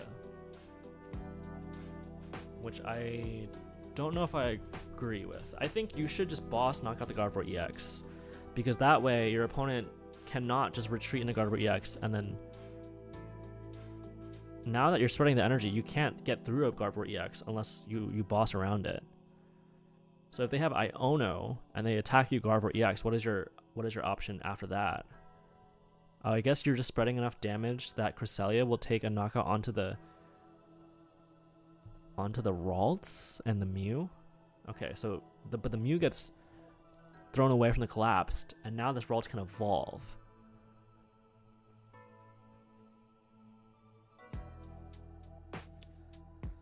So if you really wanted to make this line instead of going for the boss KO on Gardevoir, you probably should have put 20 damage on your active Gardevoir as well. And you should save onto the Gardevoir EX for sure. That's for sure.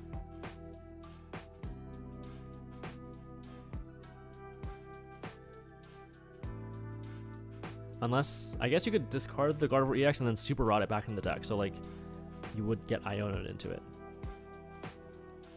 So Demetrius not going to take the knockout on the Gardevoir EX with this reversal energy, and instead it's just going to take the knockout on the Zacian, which I believe leaves Mr. Soda with a small route of winning this game, and that would be to Iono here, probably.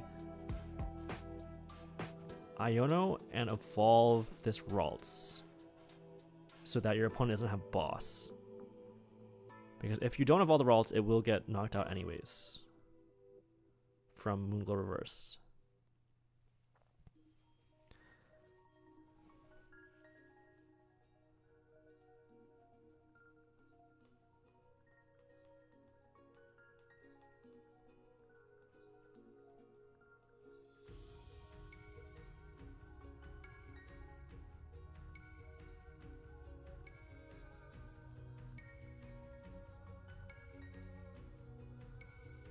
Okay, we do see the Iono, so Soda can still win this. I mean, I guess I don't know what else Demetrius could have really done. Like, knocking out the Guardy EX did seem good, just to force your opponent to have to attack with his Zacian, but we saw that Mr. Soda had the Guardy EX in hand anyways, so that wouldn't really have mattered, I don't think. But does Soda have the Kirlia? Only 2 cards in deck, so I think Soda can just put back 3 or 2 Kirlias. Looks like 2 Kirlias were put back, and then Shine Arcana, potentially draw into a Kirlia.